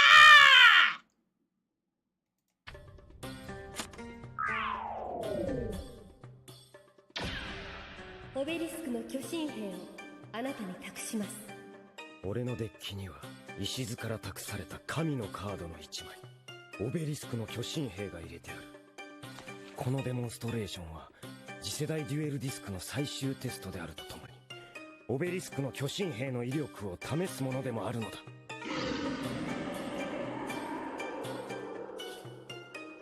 果たしてこのカードがブルーアイズホワイトドラゴンの3枚入った最強のデッキにどこまで通用するか。始めろ。メインコンピューターオートデュエルシステムオン。デュエルロボ作動。Kaiba, being the practical biatch that he is, that's why we absolutely love him. Even he's like, can Obelisk be stronger than my strongest deck that is the strongest in the world? Let's see. I am intrigued and curious. Once again, this is talking about the manliness of Kaiba. Like, for realsies, my darlings. Yumi! Hello, my darling! I'm doing good! We're discussing the Japanese version of Kaiba and how freaking precious he is. But seriously, darlings, what's so interesting about Kaiba right there? He is a man. He's so goddamn masculine. What are men curious about? Will this thing and this thing work? I don't know. All my friends are like that. They might create the most stupidest bullshit ideas ever, but they will actually try to make them work and actually test them out. And it's so cool, you know, like, I don't know, I'm a girl who'll be just sitting on the sidelines and be like, what the hell are you guys doing? And they just do some random bullshit, and I'm over here like, okay, first off, men, but second off, I am curious too, will this work? And here we have multi-billionaire Kaiba, who built a freaking new dual disc, is testing out a card that could be possibly stronger than his own deck from Duelist Kingdom. Even though that's not possible, because Blue Eyes White Dragon was considered the strongest card in Duelist Kingdom. So of course Kaiba is curious. And honestly, I enjoy this about him. It's not about the power, whatever. This is just typical man's curiosity. This masculine trait right there. I don't know, guys. I don't know. We should have noticed the beginning of the episode. Warning, this forecast episode might cause viewers to lose brain cells and lose their sanity. True, Daniel, true. Mokuba gets kidnapped so much in this series. I mean, in the animated series, yes, abso-freaking-lutely. He gets kidnapped left and right. In the manga, Mokuba gets kidnapped maybe twice? Like in Duelist Kingdom and then by Merrick? That's it? Actually, no! He doesn't! Wait, oh, no, wait, no. Is he? Because Kaiba gets the little machine on his duel disc, and that's why he freaking duels. I am totally blinking. Does he get kidnapped? Daniel, do you remember? Does he get kidnapped by Merrick? Because in the animated version, yeah, he gets kidnapped by Merrick. I mean, in the animated version, Mokuba gets kidnapped left and right. Does he? No. Okay, yeah, there's this little machine thing on Kaiba's duel disc, and that's the only way to do it is to use the key. No, it kidnaps him. Yeah, no, like in the animated version, Mokuba gets kidnapped every season. I think only in season 4, Mokuba is actually not kidnapped. And even in season 5, in the filler, he gets kidnapped by Bakura for... like, how? Bakura kidnaps Mokuba.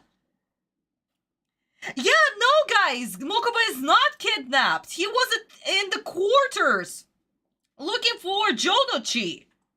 And then they get into he gets the helicopter and says where Jonochi is.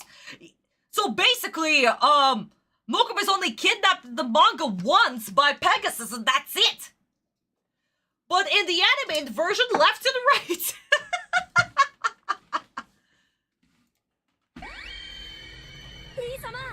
Solid Vision 投影機射出。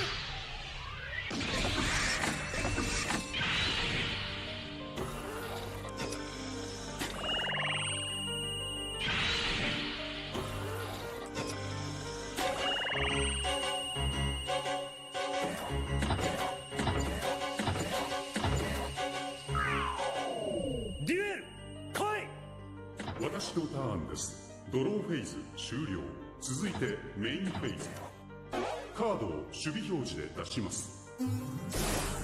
俺のターン、カードを1枚伏せ。ミノタウロスを攻撃表示へ召喚。行けミノタウロス。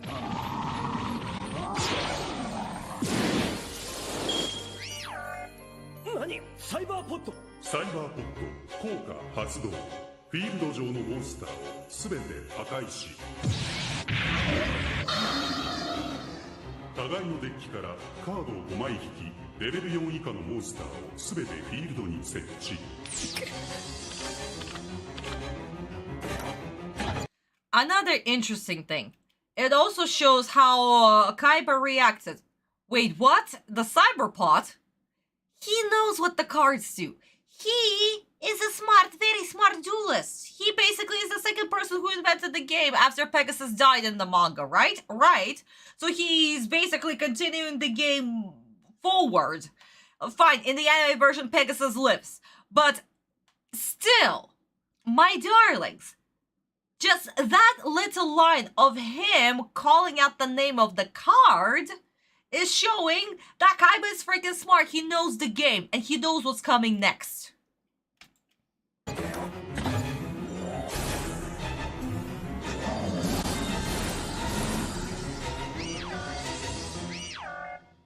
Cyberpot の効果で一気に場のモンスターが増えたぞ。私のターンです。レベル4のモンスター2体を生贄に、ブルーアイズホワイトドラゴンを召喚します。何？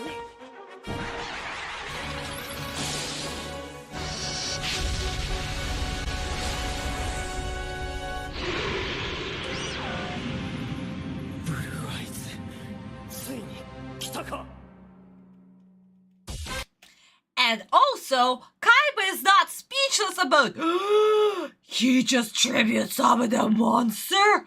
What? He was like, oh shit, you just tribute summoned to summon my favorite monster in all of the game? You fucking bitch! Also, my monster looks so freaking beautiful. And I'm on the other side. How am I gonna defeat her? Guys, I don't know. These small, little, tiny changes, they play such huge, important character development roles. Like, if you want your character to appear smart without saying, this character is smart, exposition time, just do these tiny little lines. That's all. You don't need for other characters to say that they're smart. Show that they are smart. Literally, show. Show, don't tell. That's why it's the rule. Oy. But anyway, my darling, so if we jump into the manga real quick, we can see almost the same exact dialogue play out, where Mokuba is worried for his older brother that he put his Duelist Kingdom deck in the battle computer machine AI thing. And we also have this scene, the same exact scene where Kaiba inserts his deck into the dual disc. He's reminiscing about Ishizu, about the power of the obelisk, and the battle starts. And oh my god, just look at Kaiba in this frame. He's so fucking good looking, Jesus! But yes, what is so interesting about this duel right here? First off, we have the same exact system where the cards appear in front of you. As we saw with the Frisbee dual disc, the cards appear in front of you. Then we have the battle computer thing. Draw a card and immediately summons Blue Eyes White Dragon. Guys, why? In the anime, we had the Battle City rules. Why was the dual computer able to summon the Blue Eyes? Because in this chapter, Kaiba still plays by the Duelist Kingdom rules. By how the game has been played since the beginning of its creation. The rules where you tribute summon a monster only existed for Battle City only. Those were Kaiba's rules. So maybe once Battle City was over, you didn't need to tribute summon a monster anymore. But Battle City required tributes. So that's why in this chapter, the dual computer summons the Blue Eyes immediately, because those are the official rules of the game. No tributes. So yeah, there you go.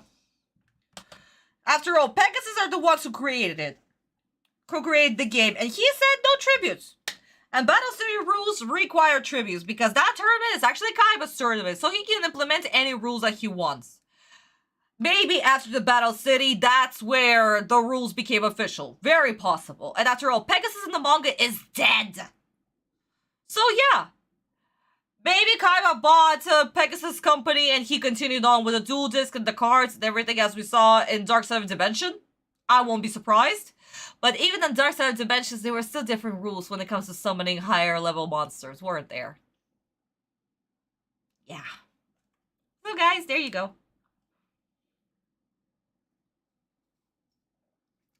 Okay, honey, enjoy your lunch. Love you. Actually, no, it actually should be dinner for you, my darling. Enjoy your dinner. I'm the anime Kaiba, and Yuki jump into the helicopter to rescue Mokuba, but in the manga, he is in the helicopter. Exactly, Daniel. That's why I said while I was trying to remember and looking through the manga. Because Mokuba was never kidnapped in the manga. He was only kidnapped when Pegasus kidnapped him, and that's it. Is it the sub? Oh, yeah, it is the dub. Okay. 4Kids can be poo-poo garbage sometimes with their cringy lines. Yeah, dimensional duel. Exactly, my darlings. So, the whole tribute summoning thing, it's only the Battle City rule. If we had another tournament in the manga after Battle City, we would have known more. But, yeah. They probably became mainstream because we still have GX. That was also... Well, the manga was written by Sensei. The story was written by Sensei. So, yeah, the rules were still the same. But if we had another confirmation, then yeah, it would have worked. We can't consider ceremonial battle to be the confirmation that the Battle City rules still applied. But yeah. We honestly cannot tell. Anyway, 4Kids, let's go. We're literally only in the middle of the episode. And we're already 2 hours in. That's hilarious. The dual robot already mastered my new sacrifice rule to summon the Blue Eyes White Dragon. If it attacks now, it's all over. Opponent has card face down. End turn. The dual robot didn't attack because it thinks my face down card is a trap intended to destroy the Blue Eyes White Dragon. A big mistake. I sacrifice a monster to summon Dragon Seeker. In defense mode.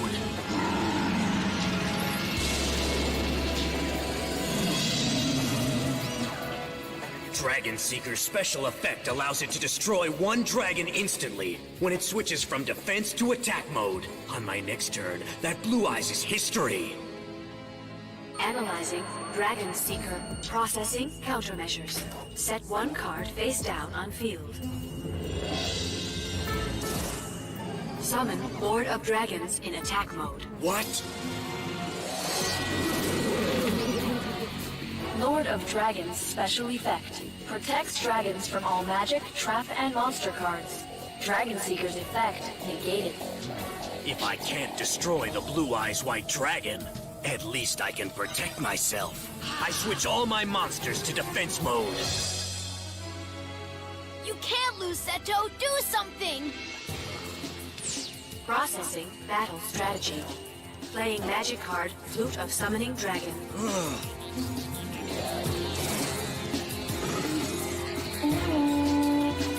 Magic effect. Summons 2 dragons from hand onto field. Selecting dragons. Processing. Summon 2 Blue Eyes White Dragons. There's no way! Seto!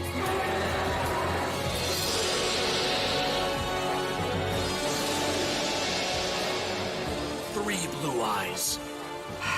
Playing magic card, Polymerization. Fuse 3 Blue Eyes into Blue Eyes Ultimate Dragon. No!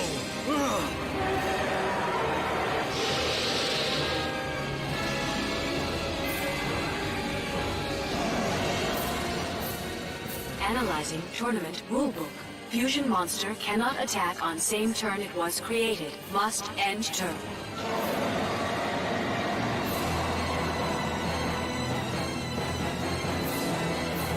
Just great. Oh, Seto! He's doomed.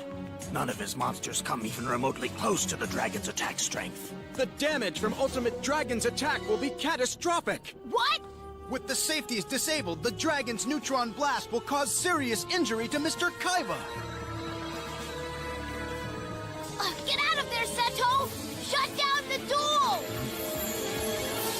Seto! So this is what it's like. No. Oh my god, that was so cringe. Oh, that was so cringe.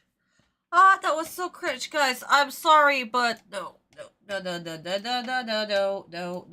Kaiba is ruined. Kaiba is ruined. He is so fucking ruined right there. It's not even funny. I just know.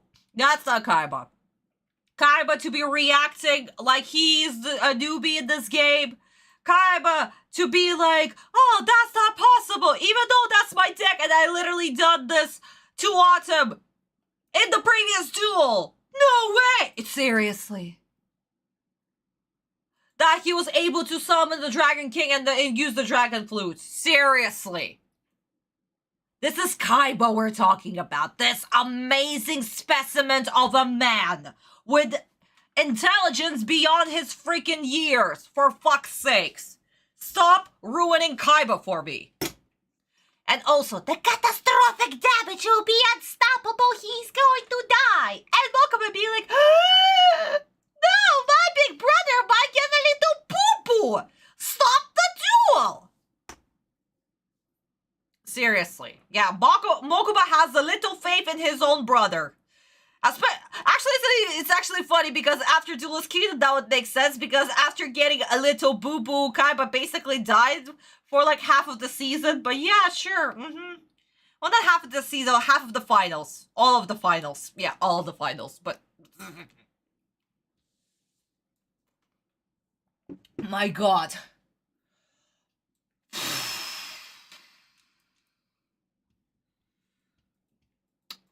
Anyway, those are my 2 cents. But it's Kaiba's duel disc. Kaiba set up Duel Academy. Yep, exactly.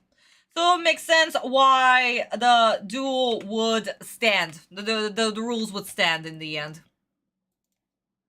Wait. Yeah. Okay. But yeah. Blue Eyes Ultimate Dragon, I think, was inspired by King Ghidorah, the main enemy of Godzilla, since that dragon is a 3-headed dragon that shoots yellow lightning. I mean, it's possible, actually, Nick. It's very possible. There is also another dragon who's also 3-headed. In, like, Russian mythology, we also have a dragon that also has 3 heads. So, it could have been... At this point, it could have been any dragon with 3 heads, my darlings. But overall, original Blue Eyes White Dragon was inspired by the alien and the shark from Jaws. That's why the design of the monster looks like that. Sensei did confirm it. And it would honestly be a cool thing to actually fuse the monster, since fusion was introduced in Duelist Kingdom. Like a very awesome and cool mechanic that it must be used. So it would make sense for Kaiba to actually fuse the 3 monsters and to create the ultimate dragon. So yeah, a dragon having 3 heads, it's a tale as old as time. So it could have been the inspiration by that king that you just mentioned. It could have been the Russian thing, or it could have been from Chinese legend, because there's also a Chinese legend with a 3-headed dragon. But yeah. Let's continue with the Japanese version real quick, and then you guys will see exactly what I mean by Kaiba being ruined, because Kaiba is ruined. Also, I kid. なるほど。新ルールでは上級モンスターを召喚するためには生贄が必要。サイバーポッドはそのための伏線か。私のターンを終了します。伏せカードを警戒して攻撃してこない。さすがタクティクスレベルをマックスに設定しただけはあってマシな駆け引きをする。ならば俺のターン、サイクロプスを生贄としドラゴンキラー召喚。守備表示。 Guys, we need to talk about this animation right here. Just real quick. I'm going to remove my logo, turn off the sound so Forkis will not try to copyright my ass. But just look at this cut. So we have Kaiba's very, very turned on face right there. Very excited face. We switched that one beautiful frame. Well, basically it was 3 frames where he had the smirk. We are switching to a close-up. And just look at the line art. It is gorgeous. We're switching to the close-up. It's 3/4. The shoulder is up. And immediately we zoom out. How many frames was that? Take a look-see once again. I told you guys that we'll be talking about animation. Immediately, that was close up. The next frame, he's all the way in the back. And we have... we stopped that at an in between. Oh my god. No! Give me back the thing. Okay, there we go. Let's go back real quick again. So immediately back, we have the hand. He grabs it, right? Just look at this position right there. For Kaiba to even be doing this movement, it's freaking... Oh my god, this is insane! But that's Kaiba. Right. Yeah! Oh, that is so freaking awesome. Oh my god. How he grabs the card. Immediately up. We have the close up. And kabam! And that's one cut. And that was... If my head canon, I needed to check it frame by frame by frame. But it was about 36 to 48 frames. That one beautiful cut right there. And it was gorgeous. Marlene, honey, welcome to the stream. Welcome, welcome, welcome. And that is another thing that Kagami does. Aside from absolutely gorgeous hands right there. Jesus Christ, just look at these shadows. Look at the details. Even the little foldings in the finger. Oh my god. Even this part. Again, Kagami, master of hands. But Kagami really, really, really loves to do one scene, one cut with as much animation as he can fit in. The movements are almost impossible to do, but they look so goddamn cool. He is all the time, and all of his episodes are breaking the rules of the body. And what does it look like? It looks absolutely fucking gorgeous. Yes, it's Kaiba, Marlene. It is Kaiba. It looks absolutely gorgeous. Does it look realistic? If we don't think about it or try to, copy the movement, yeah. It looks realistic, but it's not realistic. But, again, the angles that he's choosing to animate, any cool position, any cool shtick, it's always Kagami. He is literally the one who will do that. Even the detail on the belt, guys, just look at this. There is a little detail on the belt right here. Come on. Oh my god. Let me just put my logo back up. I just tried with a snapshot I bought. I think he managed to turn the car's 180 degrees with just right hand, because what the heck? Yeah, pretty much. Pretty much, my darlings. But yeah, absolutely gorgeous. It's like how Kagami animates. It's really hard to do, and it takes a really talented animator to do what he does. He is insane. Absolutely insane. I think he's like 66. Either 66 or 67 this year.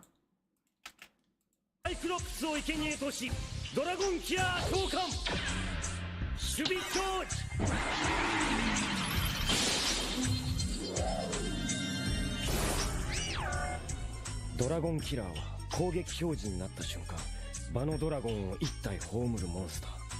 次のターンになればブルーアイズといえど、さあどうする？私のターンです。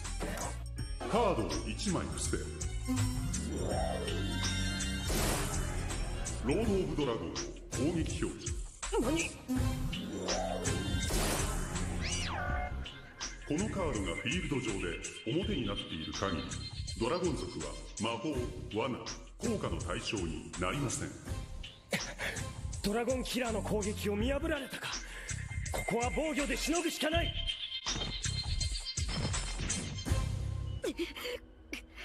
兄様が防戦一方じゃないか。私のターンです。ドラゴンを呼ぶ笛。コ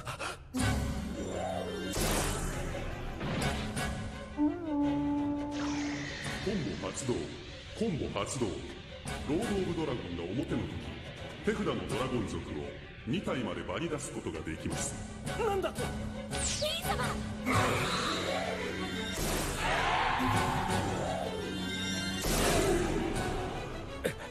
ブルーアイズが3体。さらに伏せカードオープン。融合を使って3体のブルーアイズをアルティメットドラゴンに融合します。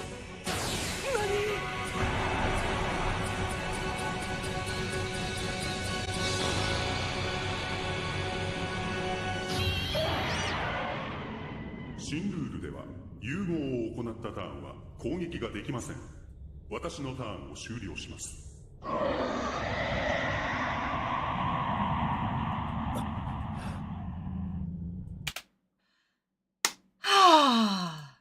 Aside from absolutely gorgeous animation that we've just witnessed by the amazing Kagami Sensei, oh my god, I will never stop emphasizing how freaking amazing he is.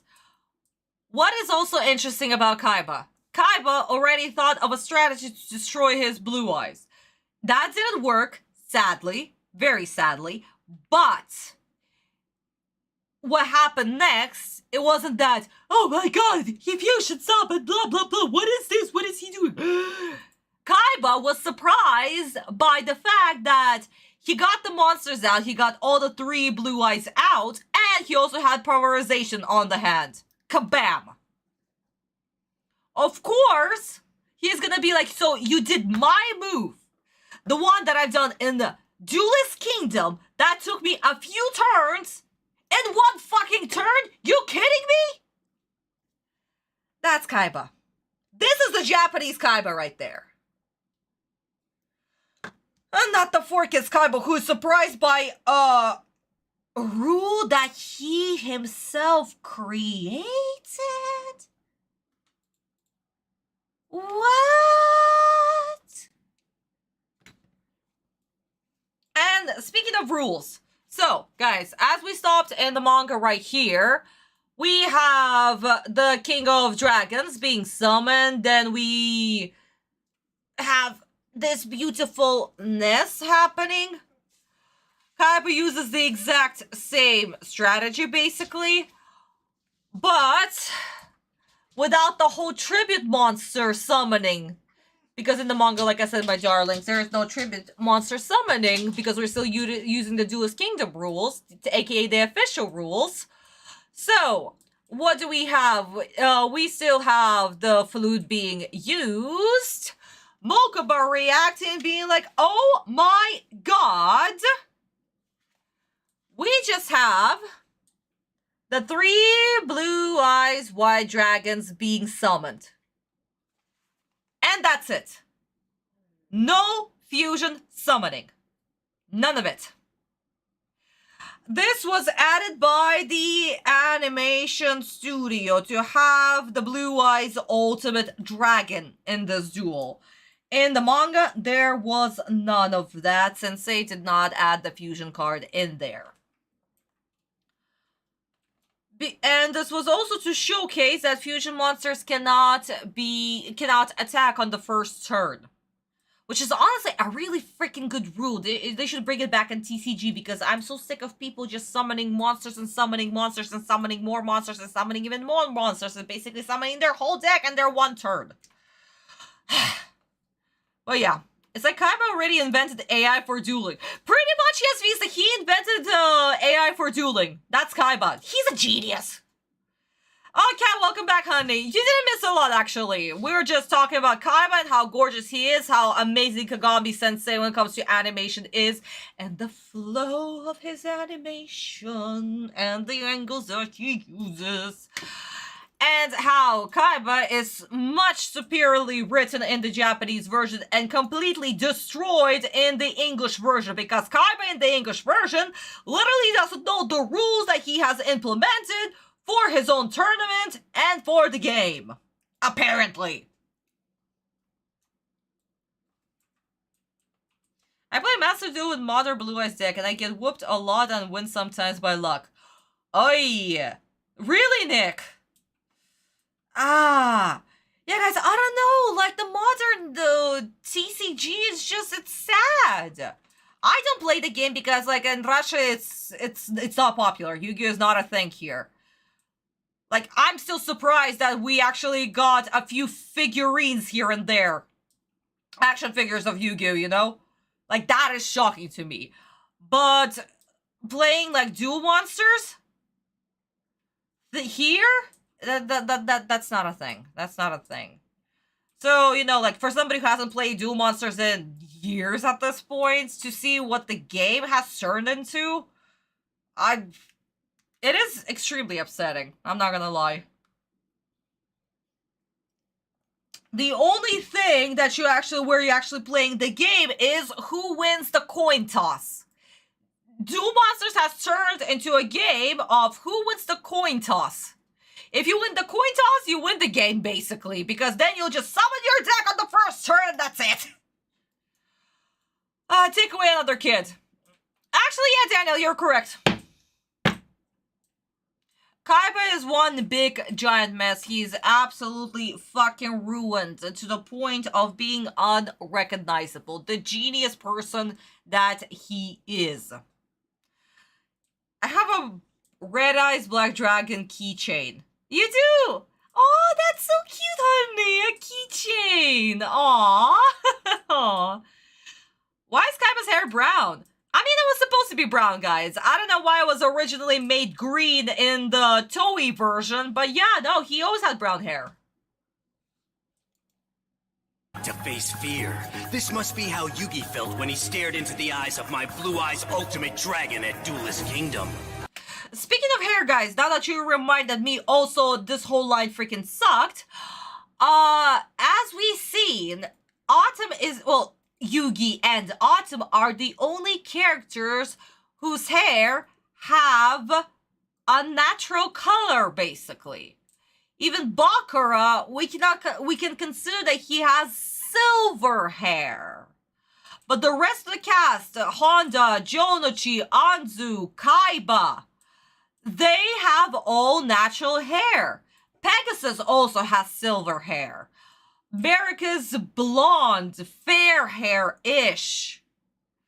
So, aside from, like, the two main antagonists, Pegasus and Bakura, every other character in the show has natural hair.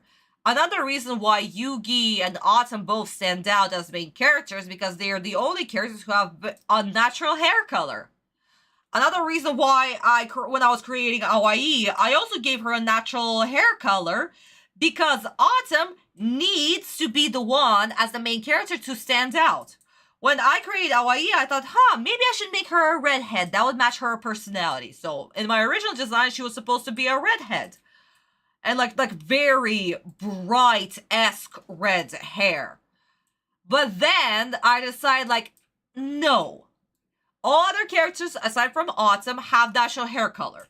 So I decided to give her brown hair color. I didn't want her to go with black color because that would be too dark. So brown was the best option.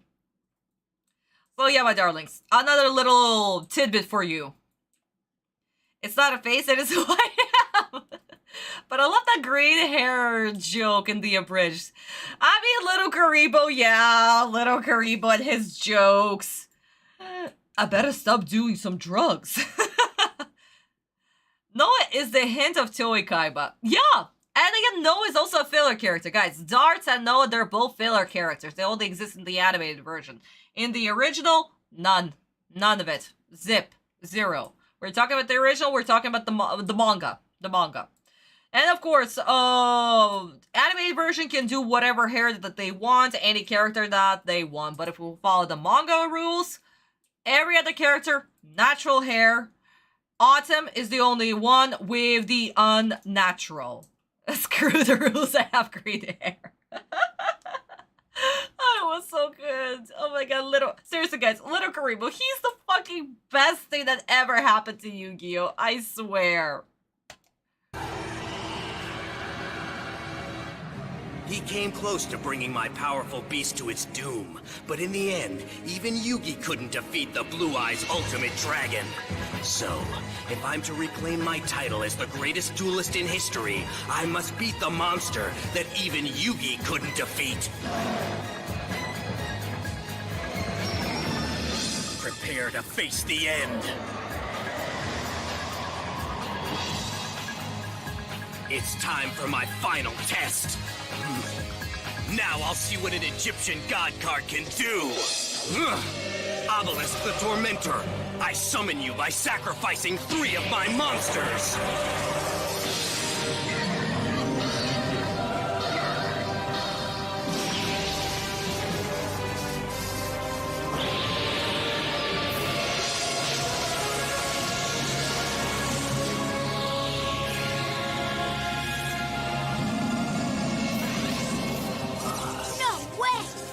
Egyptian god card is humongous! Obelisk the Tormentor, let's see how powerful you really are!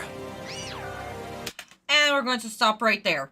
First off, I'm actually a little bit surprised by the music choice. We're gonna get to the music choice. It's just a real quick once we'll get to the Japanese version. So I'm a little bit surprised by the music choice. That's why I'm just like, okay. That's first. Second, my darlings, Kaiba's dialogue. What do you mean that Atem wasn't able to defeat your ultimate blue eyes white dragon where he literally made the freaking dragon decay? And you would have won the duel if you hadn't freaking cheated by saying that you're going to freaking kill yourself? Fuck off, 4Kids. Fuck off. Absolutely disgusting. Disgusting. It's like basically saying that, yeah, I won this fight even though I was literally beaten up to a pulp. I still won. Really? That's second. And third, this is such a different dialogue from the original Kaiba because that's not what Kaiba was saying at all. No. Just no. Guys, I am very, very sorry, but I might actually do this because at this point, this is Americanization. This whole dialogue of basically putting Atem down, of blazing yourself up for no freaking reason, and disregarding the monster that is in front of you, the threat that is in front of you. This is such a huge Western concept. That you're the best, and you're going to be the best, and everybody's going to bow down to you. This is such a Western concept. It is honestly absolutely disgusting to look at. This is not Kaiba. This is not Kaiba's motivation. This is typical Americanization right there. So, no, I am taking away another kid for that shtick. That was disgusting. Also, actually, I might actually keep a kid. For now. I might. For now.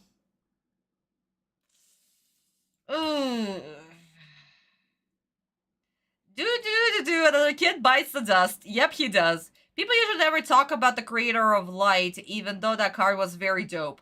I mean, that card, Hirakti is actually going to come into play all the way in Season 5. So, it's a little bit too early to talk about her. After all, she wasn't created until Sensei thought of her at the very, very end. So, those are the 3 Egyptian gods are blue, red, and yellow. The 3 primary colors. Exactly, Daniel. You're correct.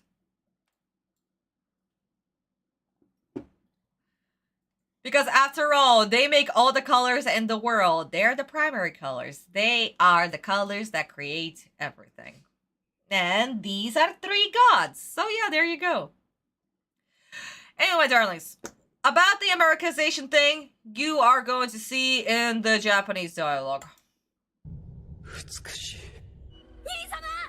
無茶だ。アルティメットドラゴンを倒す方法など何もあろうはずがない。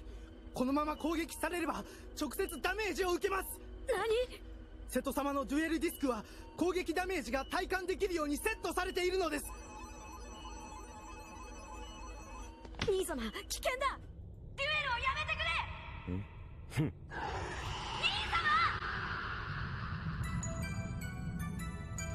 And there's a difference. It was explained how Kaiba is going to take damage, why he's going to take damage, and why Mokuba was saying, stop the duel, don't risk your life for the game. And also, Kaiba, seeing his blue eyes in all of its glory right in front of him. What's the reaction that you're going to have? I love dragons. They are so beautiful. Yeah, there you go. Kaiba appreciates his monsters. His beloved monsters. His servants.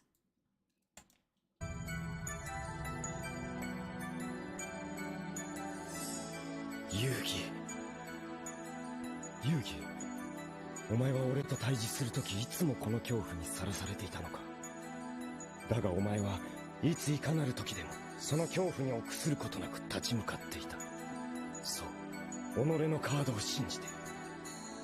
デュエリストの最大の敵、それは己の心に潜む恐怖という魔物だ。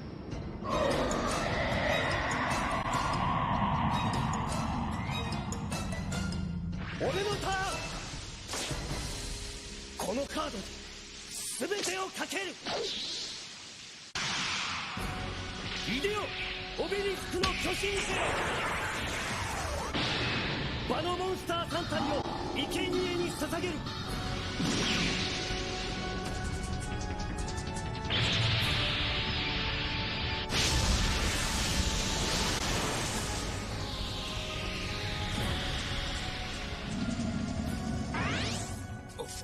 あれは兄様が言っていた神のカード。これぞ我が最終兵器、オベリスクの巨神兵。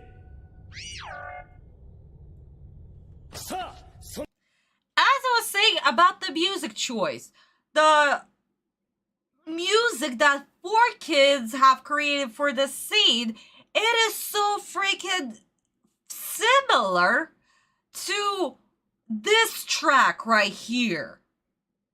Seriously, my darlings, oh my god, what was the name of this song? Fuck. Even I used it when I was doing GTT episodes. Even I used it because it's the first track that we use whenever the gods are being summoned to show their power, how immense and strong and impossible to beat they are. You know, it's just... it's there. You're at the edge of your seat. Then you see that the whole computer system goes haywire. There's sparks flying everywhere. And then there is this asshole right here who is just like, oh god, Kaiba, I love you so much. But this is such a huge scene. And also this is the first time that we see a god that is allegedly stronger than Blue Eyes. And as we remember, Blue Eyes is the strongest. No, it's not God's anger, Daniel. It's not God's anger. God's anger is the that one. That is God's anger. This one is... Fuck, I'll look the name up again because seriously, I am blanking on the name, but it also had the god name in the title. But this is the first time we're seeing the god, right? We are also seeing Kaiba's motivation. He felt the same exact fear that Atem felt when he first fused the 3 blue eyes together. And he was awed by its power, by his favorite monster. But what can he do to become even stronger? Obelisk. And this is where he, just like Yugi, well, technically Atem always told him, believe in yourself. Well, believe in your cards, but believe in yourself. Your cards will respond to you, you know? And that's what Kaiba does here. And he summons Obelisk. gorgeous. Guys, I'm going to read your comments in just a tiny little bit, but this is what I'm saying by making a powerful scene feel absolute meh. This was meh. This was absolute meh. And I am upset. I am really upset. This was a huge, powerful scene where we see Obelisk for the first time. The music was okay. It is very close to the Japanese version. But then again, it also, I have the questions of why didn't they use this track in the English version? Why? Why not? You write almost a similar track and yet you still don't use it. Why? So yeah. If I remember correctly, 4Kids uses the same track for every time the gods appear in a duel. So we're going to hear a track that is very close to the Japanese version, and okay, nice. I mean, God's anger only, we heard it when Jonuchi freaking died in the duel against Merrick. That's when we heard God's anger. For fuck's sake! You got to like when the tournament attacks that bridge Joey and Tristan say tournament.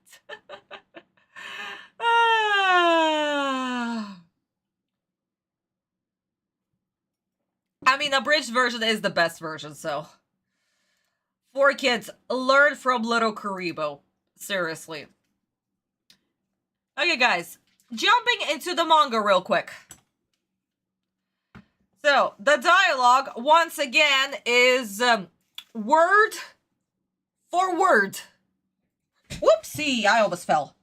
The dialogue is almost word for word because Kaiba is realizing that Atem never backed down. And he, just like him, will never back down.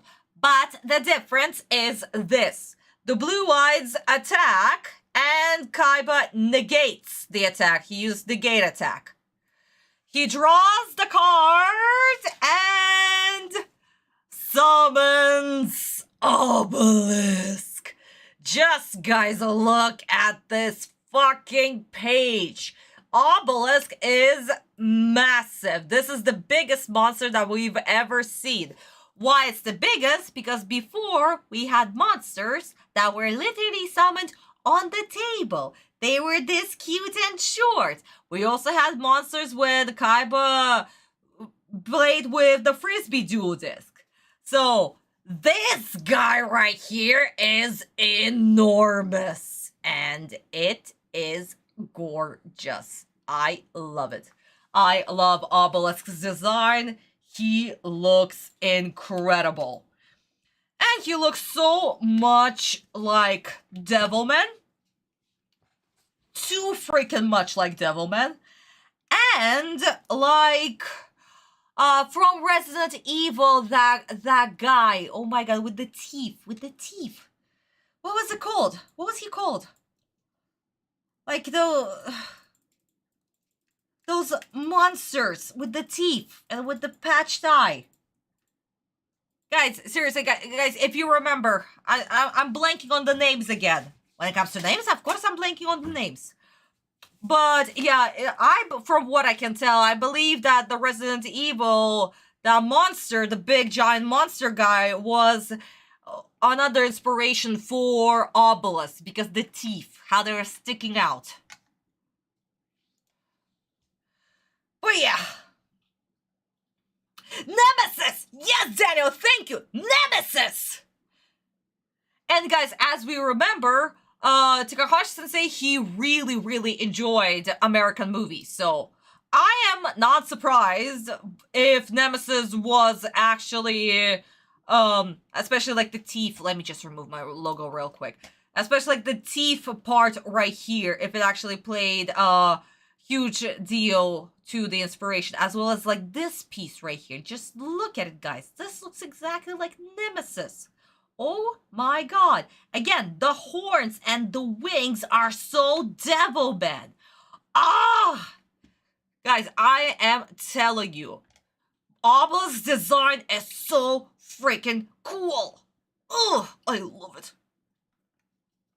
But okay, so, fork it. Let's see what you're going to cook with Obelisk. What's going to be the name of the attack? Now I offer you my 2 remaining monsters.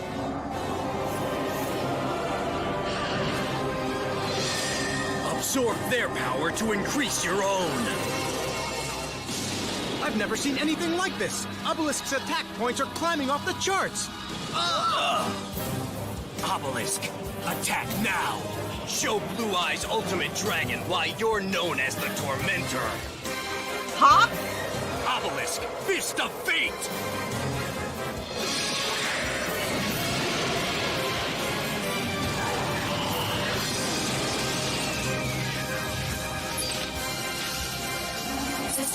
System error, power overload, danger, danger.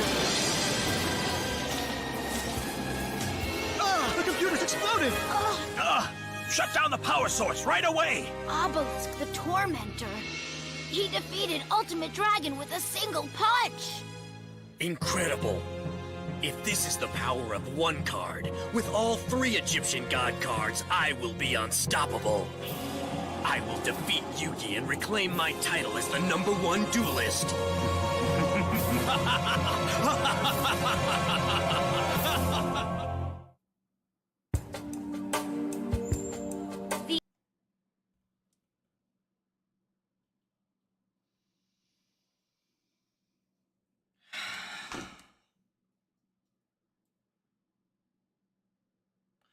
Again, guys, Kaiba's motivation in the 4Kids version is so freaking weak. All he wants is... Excuse me. All he wants is to just become a #1 duelist. His same motivation in Season 0. While we are in... by anime standards, Season 2, but by manga standards, Arc 3. So Kaiba in the end did not even change one bit. My poor heart. Also, guys, let's have a minute of silence for Blue Eye's Ultimate Dragon, because how many fucks did Kaiba just give? Thank you, guys. Thank you so much. Thank you. But seriously, guys, how many fucks did Kaiba just give? He was like, that's my favorite monster. I have a better monster now. Destroy it. Wow. That was extremely rude. Extremely rude. Honestly, like, ew. Ew, ew, ew, ew. Also, narcissistic as hell. I have a new better toy now, so I'm just going to throw my old toy in the dumpster. Tee-hee-hee. Kaiba almost burned his blue eyes. I mean, I don't know how the card survived, but if the computer exploded, how did Kaiba get his blue eyes unscathed? Yes, Cat, exactly. I don't know, it's the animator's decision that they made the computer explode. But, yeah. No. The way that Kaiba reacted so uncaring to his favorite monster, and basically always also stomping on his previous skills in Duelist Kingdom, that he thought that they were the best, so he also was rude to himself in a way? Yeah, no. My darlings, honestly, all of this is absolutely disgusting to look at, and I don't know, Kaiba is absolutely ruined. He's supposed to be all this cool character that is always, I don't know, now he's not emo, but this whole, not even 180, this, I'm supposed to be the cool, uncaring, egoistical character out of nowhere, literally comes out of nowhere. And there was no setup for this. There was nothing that would actually make me think that, yeah, this is the natural progression and now Kaiba is supposed to be this cool, uncaring, absolutely stomps on other people character. Because before that, he was just an emo who was crying in the corner. And now he's emo who's crying in the corner with a big ego. And also random jokes for no fucking reason. So yeah, no, I don't know. Kaiba is absolutely fucking ruined for me. Like, wow. How to Butcher Kaiba. The most coolest, amazing, prideful, absolutely with a huge stick up his butt, and a genius that could, I don't know, duel against Tony Stark. He would actually do circles against Tony Stark. How do you do that? How can you ruin such an amazing character? Take a, I don't know, 4 kids. At this point, it's just 4 kids. その能力を存分に発揮するがいい。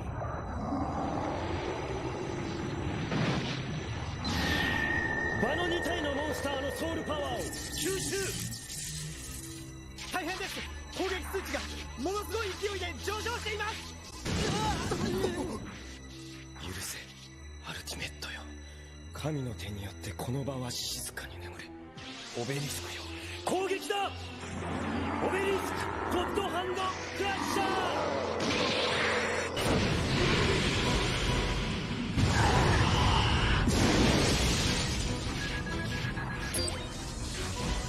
システム異常発生。システム異常発生。危険。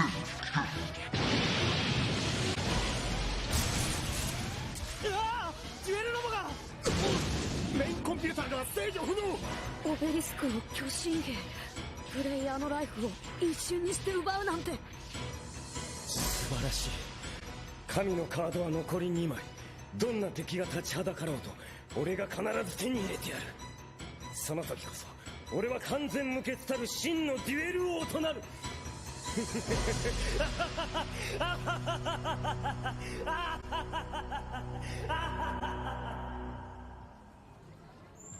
Oh my god, when Sudaken does Kaiba's laugh, Jesus Christ, it is perfect. Ah, that is literally Kaiba's laugh right there.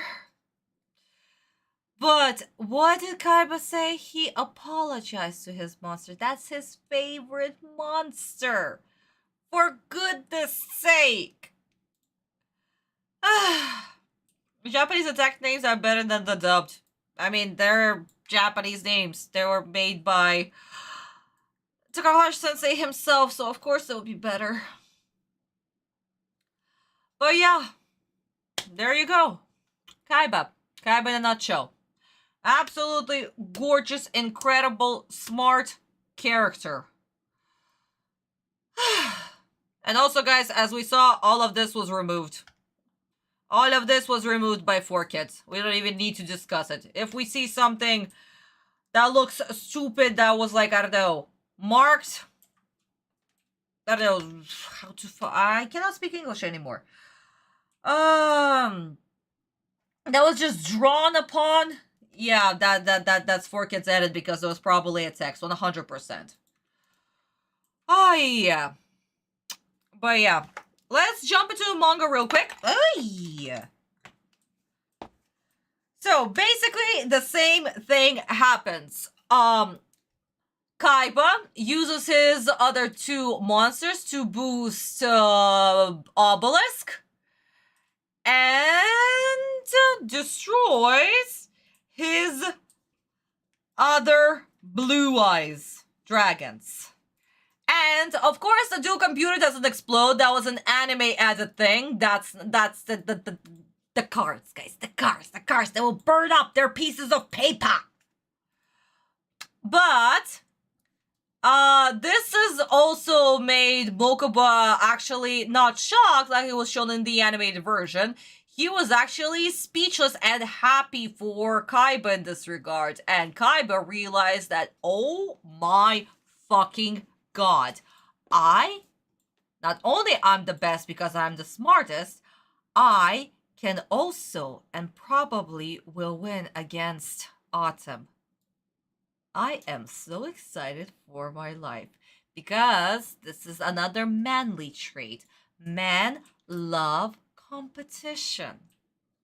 And Kaiba is so fucking masculine. Of course he wants to show his dominance and basically wipe the floor with Atem. Of course. That's what their whole rivalry is about. Yeah, guys, just look. This is just disgusting. Just like, wow.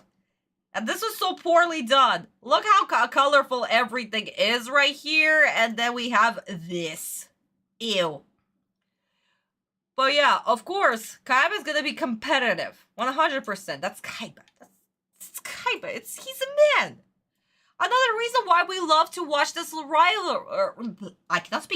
rivalry, because we love to see masculine, strong men competing with each other. This is so freaking entertaining.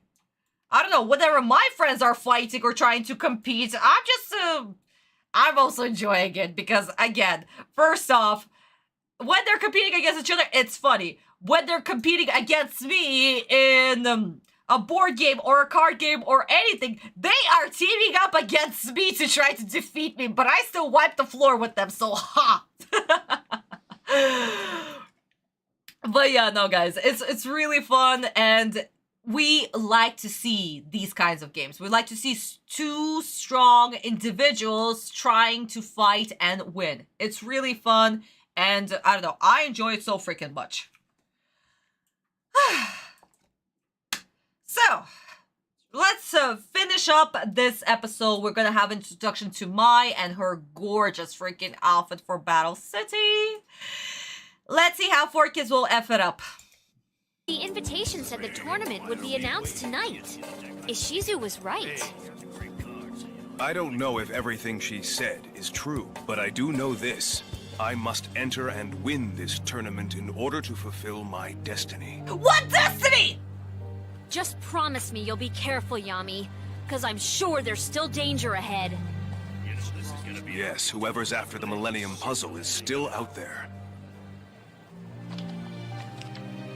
But you must trust me, Taya. This deck has never let me down before. As long as Yugi and I stay connected to one another, I am confident that we can use this deck to win this tournament, unlock the mysteries of my ancient past, and realize our destiny.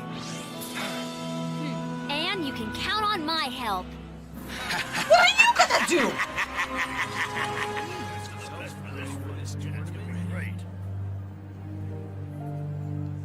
Hey, what's the matter? Is everything okay? Yes, Taya, it was nothing. Hey, Yugi, there you are. It's my Valentine. Oh, joy. I know you guys missed me. It's such a shame we don't hang out more often. Yes, it is. Isn't it? You're looking snazzy, Taya. Is this a date? We're just friends, Mai. I assume you've come here for the tournament?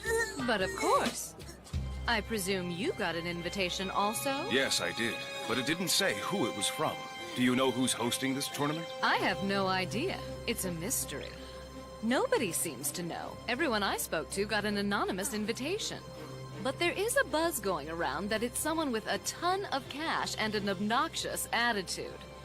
I'd guess Kaiba. That must be why Ishizu told me to enter. If the events of the past... Nope, I'm done. No. No.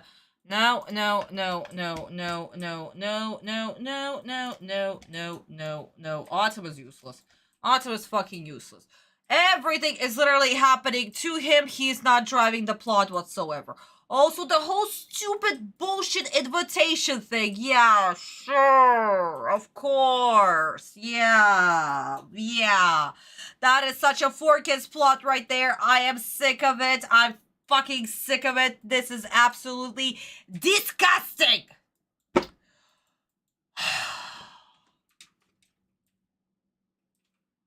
I'm just mad at everything. I'm just mad. I'm extremely mad. Because, so basically, Atem and Anzu went back to the card shop, saw the invitation, and went back here. Yeah, sure. That's second. Third, for Atem, why he's also useless. third for Atem to be like, I don't know what I'm doing basically, but apparently it's my fate. So he has no goals, no motivation, no need, no desire, nor want, nothing. But he's supposed to enter the tournament and win. Because fate of the world depends on it. No. And also they literally had to throw in that he's supposed to unlock his memories. Maybe, kind of, sort of, not really. So Atem is so goddamn passive in all of this. It is insane how passive he is. He's literally just letting the plot happen to him. Wow. And also for Mai to figure out that it's Kaiba. Yeah, sure. And it's his destiny to regain his memories. Yeah, even though 4Kids actually did not say, he just said, it's my destiny. Because my original creator has literally created the story that I'm supposed to discover by memory, so it's my destiny. And the mystery of the story to keep the kids entertained. Yeah, that's how it works. Honestly, I'm so fucking sick of it. I'm literally sick of it. Also, guys, I want to check my real quick. Let me just see. Okay, the cleavage is the same. The length of the skirt is the same. No fucking way. They actually kept her the same. She is fine. All the boobs are showing. I would be at this point... No, yeah, the length of the skirt is the same. Unbelievable. The cleavage is there. Okay. It's all good. Huh. No, seriously, guys. At this point, I would have waited for Mai to actually have none of the cleavage. Okay. Let's go back real quick and actually finish the scene. Kaiba. That must be why Ishizu told me to enter. If the events of the past... Ishizu told him to enter, he would have never even gone there or actually took the invitation or opened his mail. I'm telling you guys, he's so passive. Start to happen again. I must face Kaiba in this tournament. What are you mumbling about? Anyway, nobody knows for sure who it is that's throwing this thing. I suppose we'll find out soon. It's pretty safe to say it's not Pegasus again. Speaking of Pegasus, this is beginning to look like Duelist Kingdom all over again. You can say that again. There certainly are a lot of familiar faces in this crowd. Most of whom I'm not too happy to see. Oh, you're right. That's Weevil Underwood and Rex Raptor. And over there's Esperoba. They say he uses psychic powers to duel. And Mako's here too. If what Mai said earlier is correct, then this tournament is going to have one new wrinkle. And there he is now. Kaiba. Greetings, duelists. Welcome to the town of Domino. But more importantly, welcome to my tournament. I don't know which is bigger, his ego or his melon on the big screen. Let's hear what Kaiba has to say. I see you each received your private invite to Kaiba Corp's very exclusive Duel Monsters tournament, and you had enough brains to show up here tonight. What do you mean, Kaiba? Being that you are all elite duelists, I've added special rules to my tournament just for experts. For example, you will duel using these new improved duel discs. Check that out! Man, that Kaiba Corp's got the coolest products. Another new rule that I designed for the tournament is that before each duel, both players must ante up their rarest card, and the loser of the duel forfeits his card to the winner. Forfeit my Dark Magician? That means losing even one duel can ruin my deck. My competition will make Pegasus and his duelist king... And they made Mai stupid just now? One card is actually going to ruin her entire deck of 40 cards. Really. Unbelievable. And also for Atem to be petty and be like, my dark magician! Oh no! Wow! Kingdom tournament look like a joke. Pegasus is on you, Kaiba! You're cool!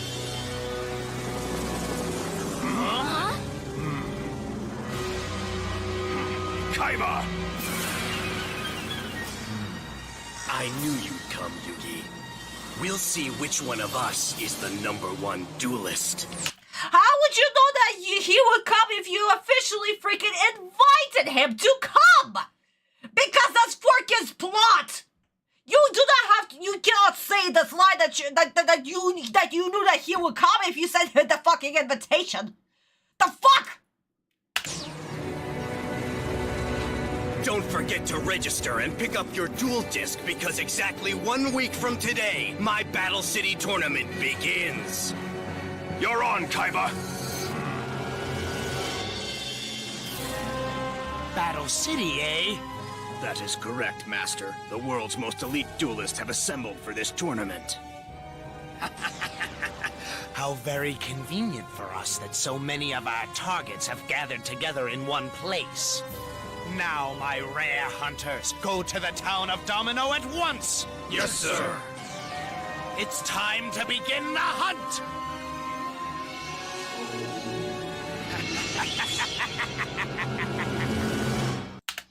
And I'm putting the category for annoying voices. Yeah, no, actually, I really do not like Merrick's voice.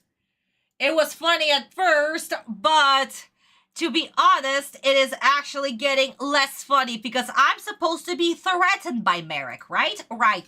But all I hear is little Karibo's Merrick. Like he wants to kill him a little, maybe torture him, you know?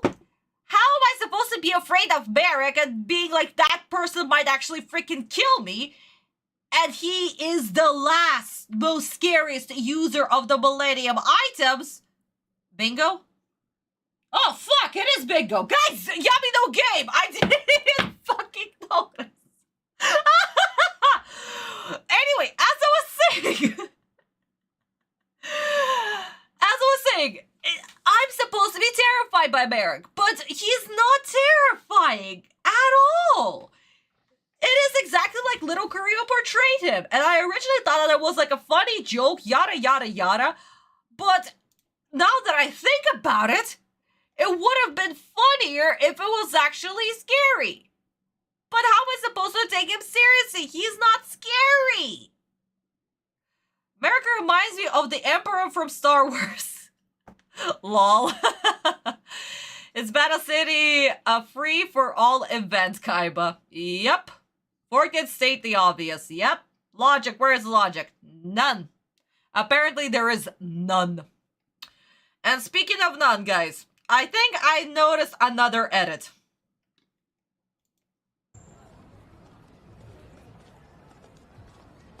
Anzu. 何？ 今日俺が石板を見たことを相棒は知らない。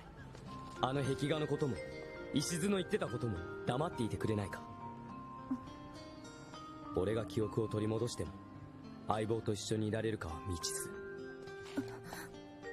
今はまだ余計な心配をかけたくないんだ。俺の使うデッキはいつもあいつと一緒に組み上げたものなんだ。半分はあいつの魂の結晶だ。あいつが俺のことをきちんと理解してくれた時、それがこのデッキの本当の強さが発揮される時なんだ。きっとその時が来る。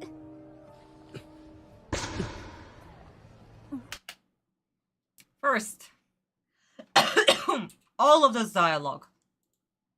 Atem doesn't want Yugi to worry nor know the reason why he's entering this tournament, what he discovered today. Because Yugi literally told him in the previous chapters that he doesn't want Atem to leave him. Yugi is not ready. He is scared to be on his own. he needs Atem. He needs his older brother, basically. So this is the first time that Atem is keeping a secret from Yugi. Because after they've gotten so close, they've become so close. He literally states, we build decks together. We do stuff together. Everything. But I need to keep this from him because I want to protect him. This little brother, I love him. And I will do everything to protect him. Even though, literally, a few hours ago, I was willing to never, ever, ever discover who I am. Just to keep my little brother happy. That's exactly what he did. Now he knows. And he knows what must be done. And he still wants to make sure that Yugi's okay.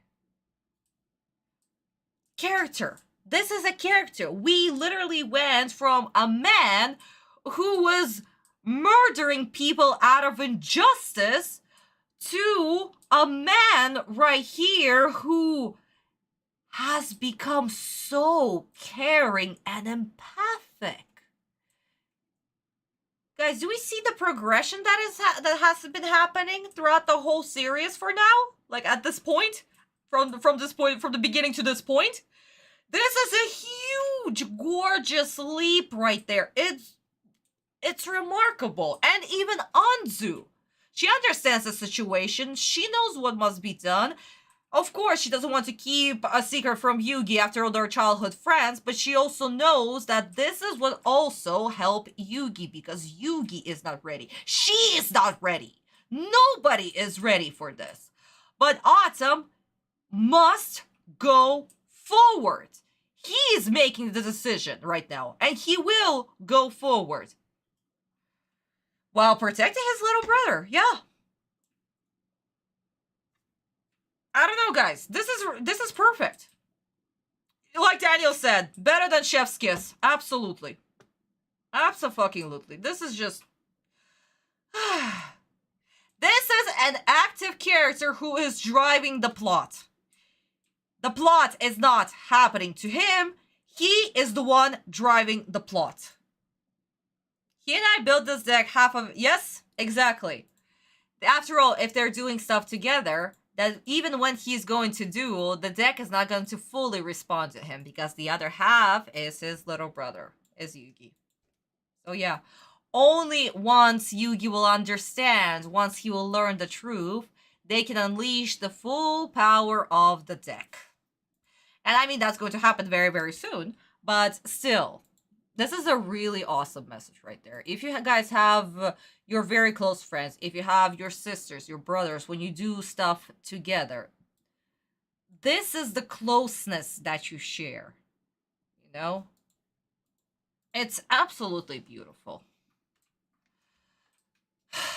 But then Forkis had something to talk about the fate, the destiny. It's my destiny to be in this duel because the plot said so. And the plot is happening to me. I'm not making any active decisions. The plot is happening to me. I even went back home to check my mailbox because Ishizu told me to. Our main character, folks, Nancy fucking Sue. おかしい。ずっと前から殺気のようなものを感じる。どうしたの？急に怖い顔して。いや、なんでもない。おーい、ユギー。クジャクマイ。マイさん。おーい、久しぶり。元気だった？マイさんも相変わらず元気ですね。いや、それほど。でも。ねえねえ、あんず、ユギとデート？そんなんじゃないって。照れんだ照れんだ。マイさんギブギブ。ところでマイ、どうしてここに？どうしてって、あんた何も知らずにここに来たの？ああ、俺はここに来れば未来が開けると言われてね。未来ね。それはそうかも。実は数日前インターネットにある情報が流れたんだよ。デュエリストたちを集え、古のデュエリストとカードの刻印が眠りし町へってメッセージがね。古のデュエリストとカードの刻印。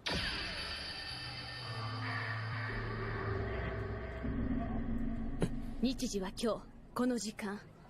そこで大規模なデュエル大会の発表があるってね。デュエルの大会だと？ユウに、あんたなら気づいてるはずだろ。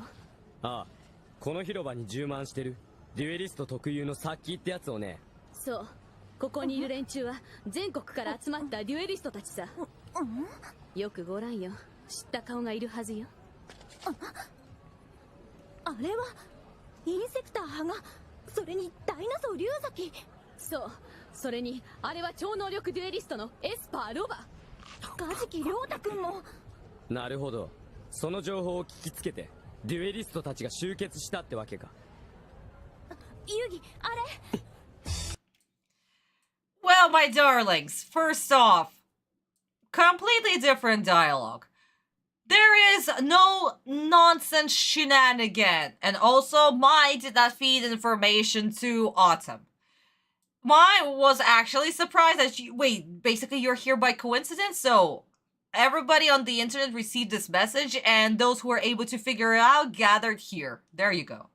So once again, Kaiba is a smart character, right? Right. So they basically he's doing the smart thing. He's saying riddles, and those who are smart enough will be here. And there you go. Of course, Mai is a smart character. She knows exactly what she's doing. And for Atem to be like, I see what's going. Oh, I see what's going on. Oh, it's definitely Kaiba without saying that it's Kaiba.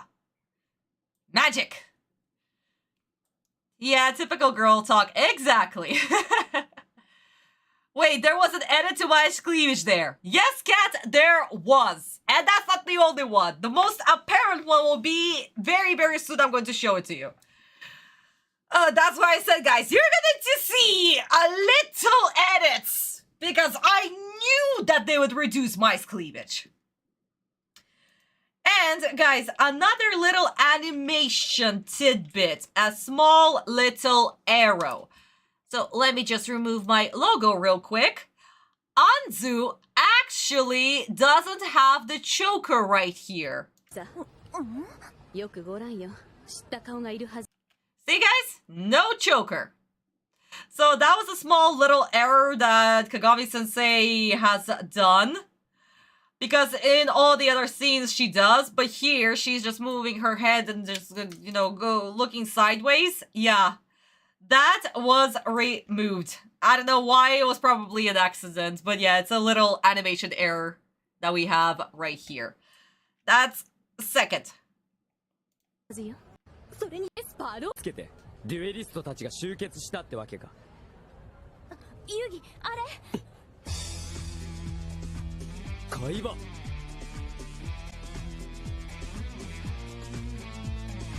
Kaiba's theme.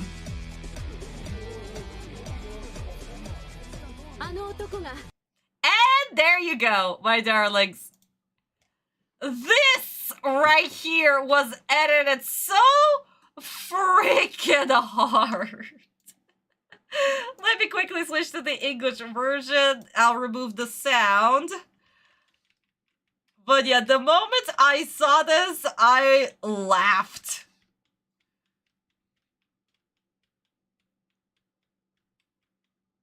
There you guys go. So, my darlings, does this call for a bingo card? Yes! Where is it? Editing out or cleavage or changing the length of the skirt. Guys, we got it. We got it. Oh my god, seriously. I was waiting for it because that's for kids. Of course, they're going to edit everything out. It's honestly hilarious.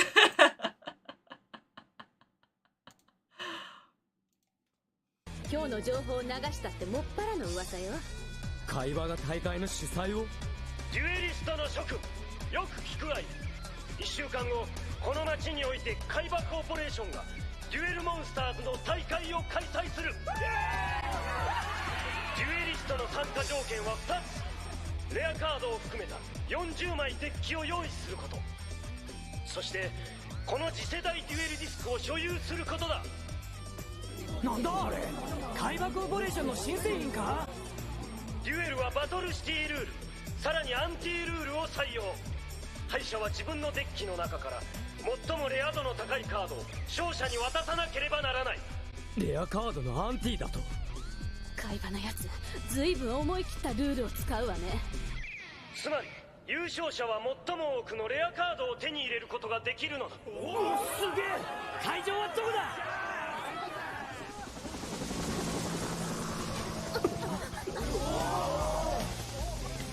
海馬。やはり来ていたか、遊戯。貴様との因縁、この戦いで決着をつける。戦いの舞台はこのドミノ超全域。1週間後、この街はバトルシティと化す。バトルシティ。バトルシティね。はい、マリック様。全国のデュエリストたちがドミノ町に集結しつつあります。獲物が一箇所に集まってくれるなら、これほど都合のいいことはない。面白いよ。世界に散った我がグールズのレアハンターどもを呼び戻せ。次のターゲットはドミノ町だ。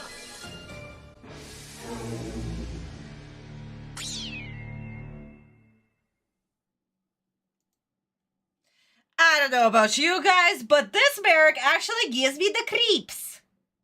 Because he kinda actually looks threatening as hell. There you go.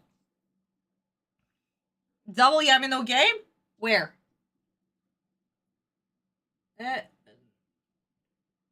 Am I blind? Guys, I don't see a double Yamino game. Huh. No, Daniel, there is none. But, yeah, my darlings. Oh, so what can I say?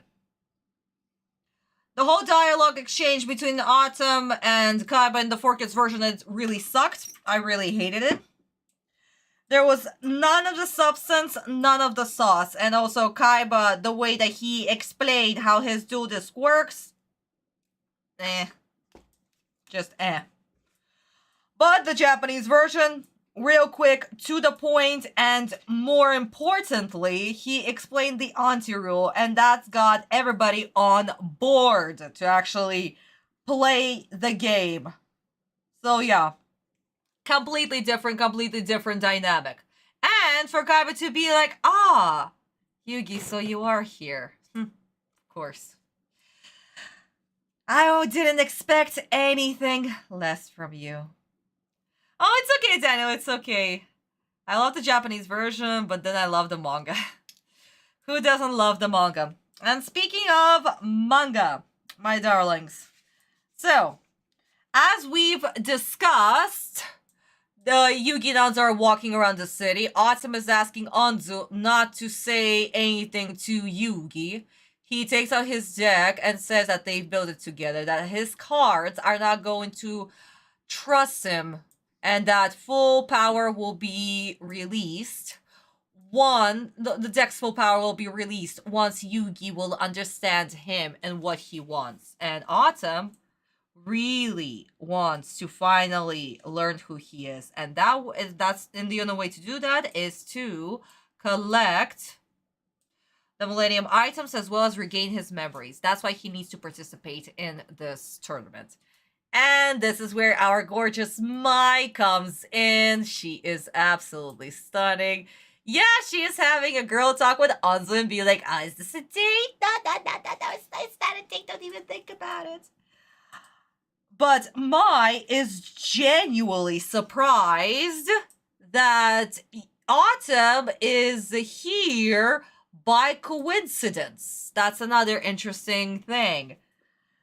And she actually praises Atem's dueling skills and basically dueling instincts, because they literally need to just decipher the message of where they need to gather, and Atem just happened to be there. He was driven there.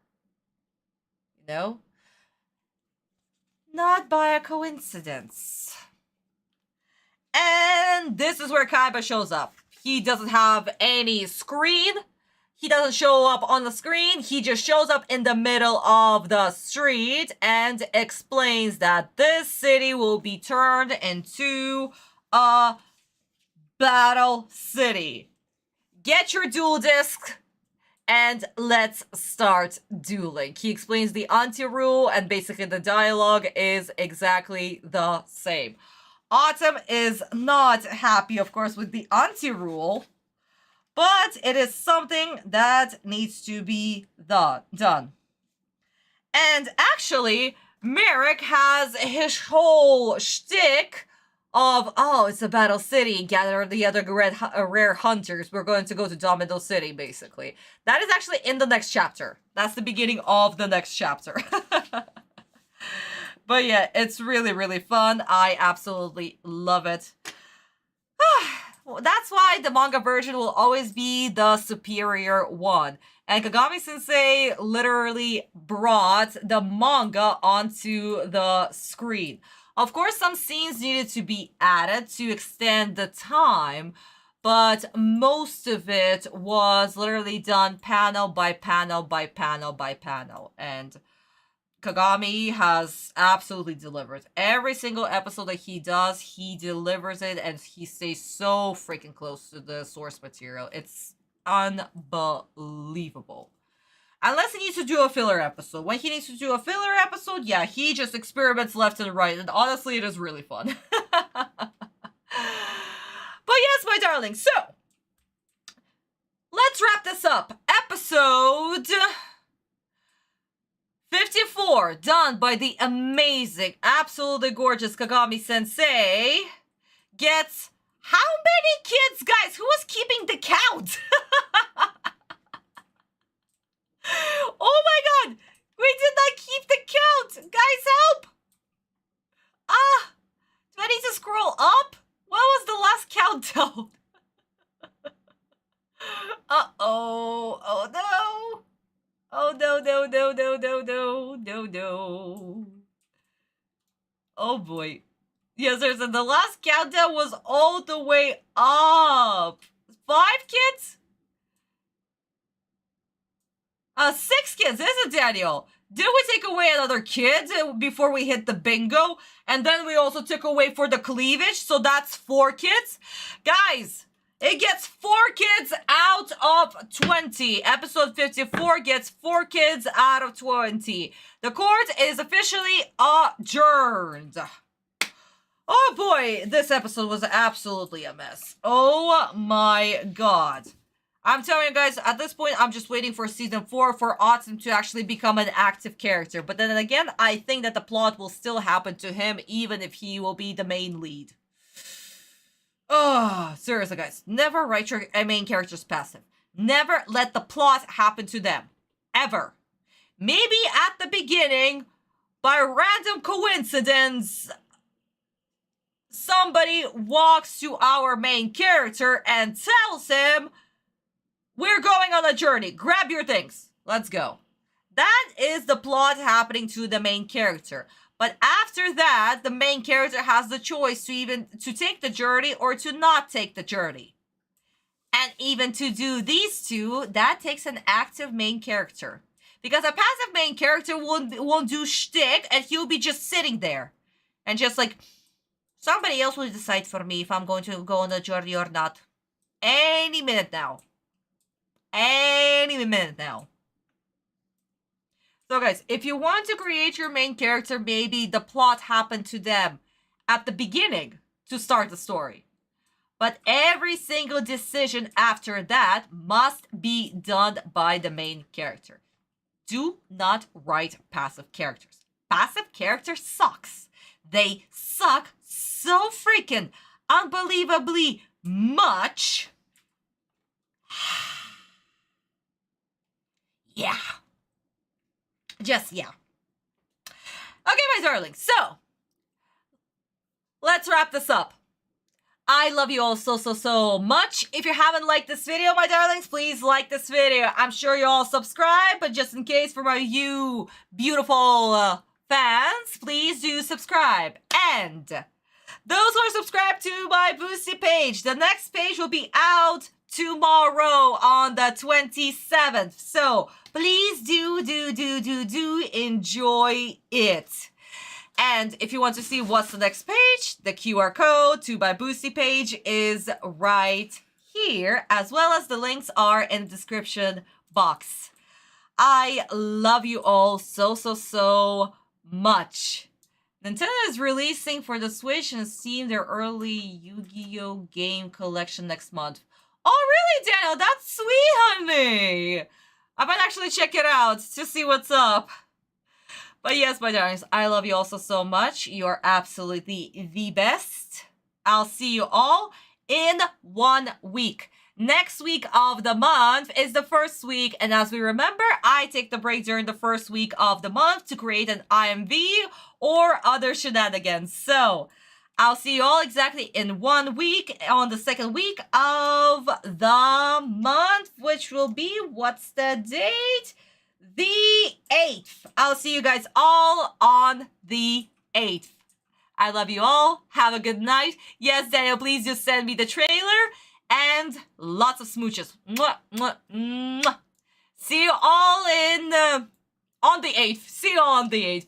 Okay, my darlings. Bye-bye. Mwah. Bye-bye, bye-bye, bye-bye. Next week I'll be posting an IMV. Do check it out. And page on the 27th. Bye-bye. Mwah.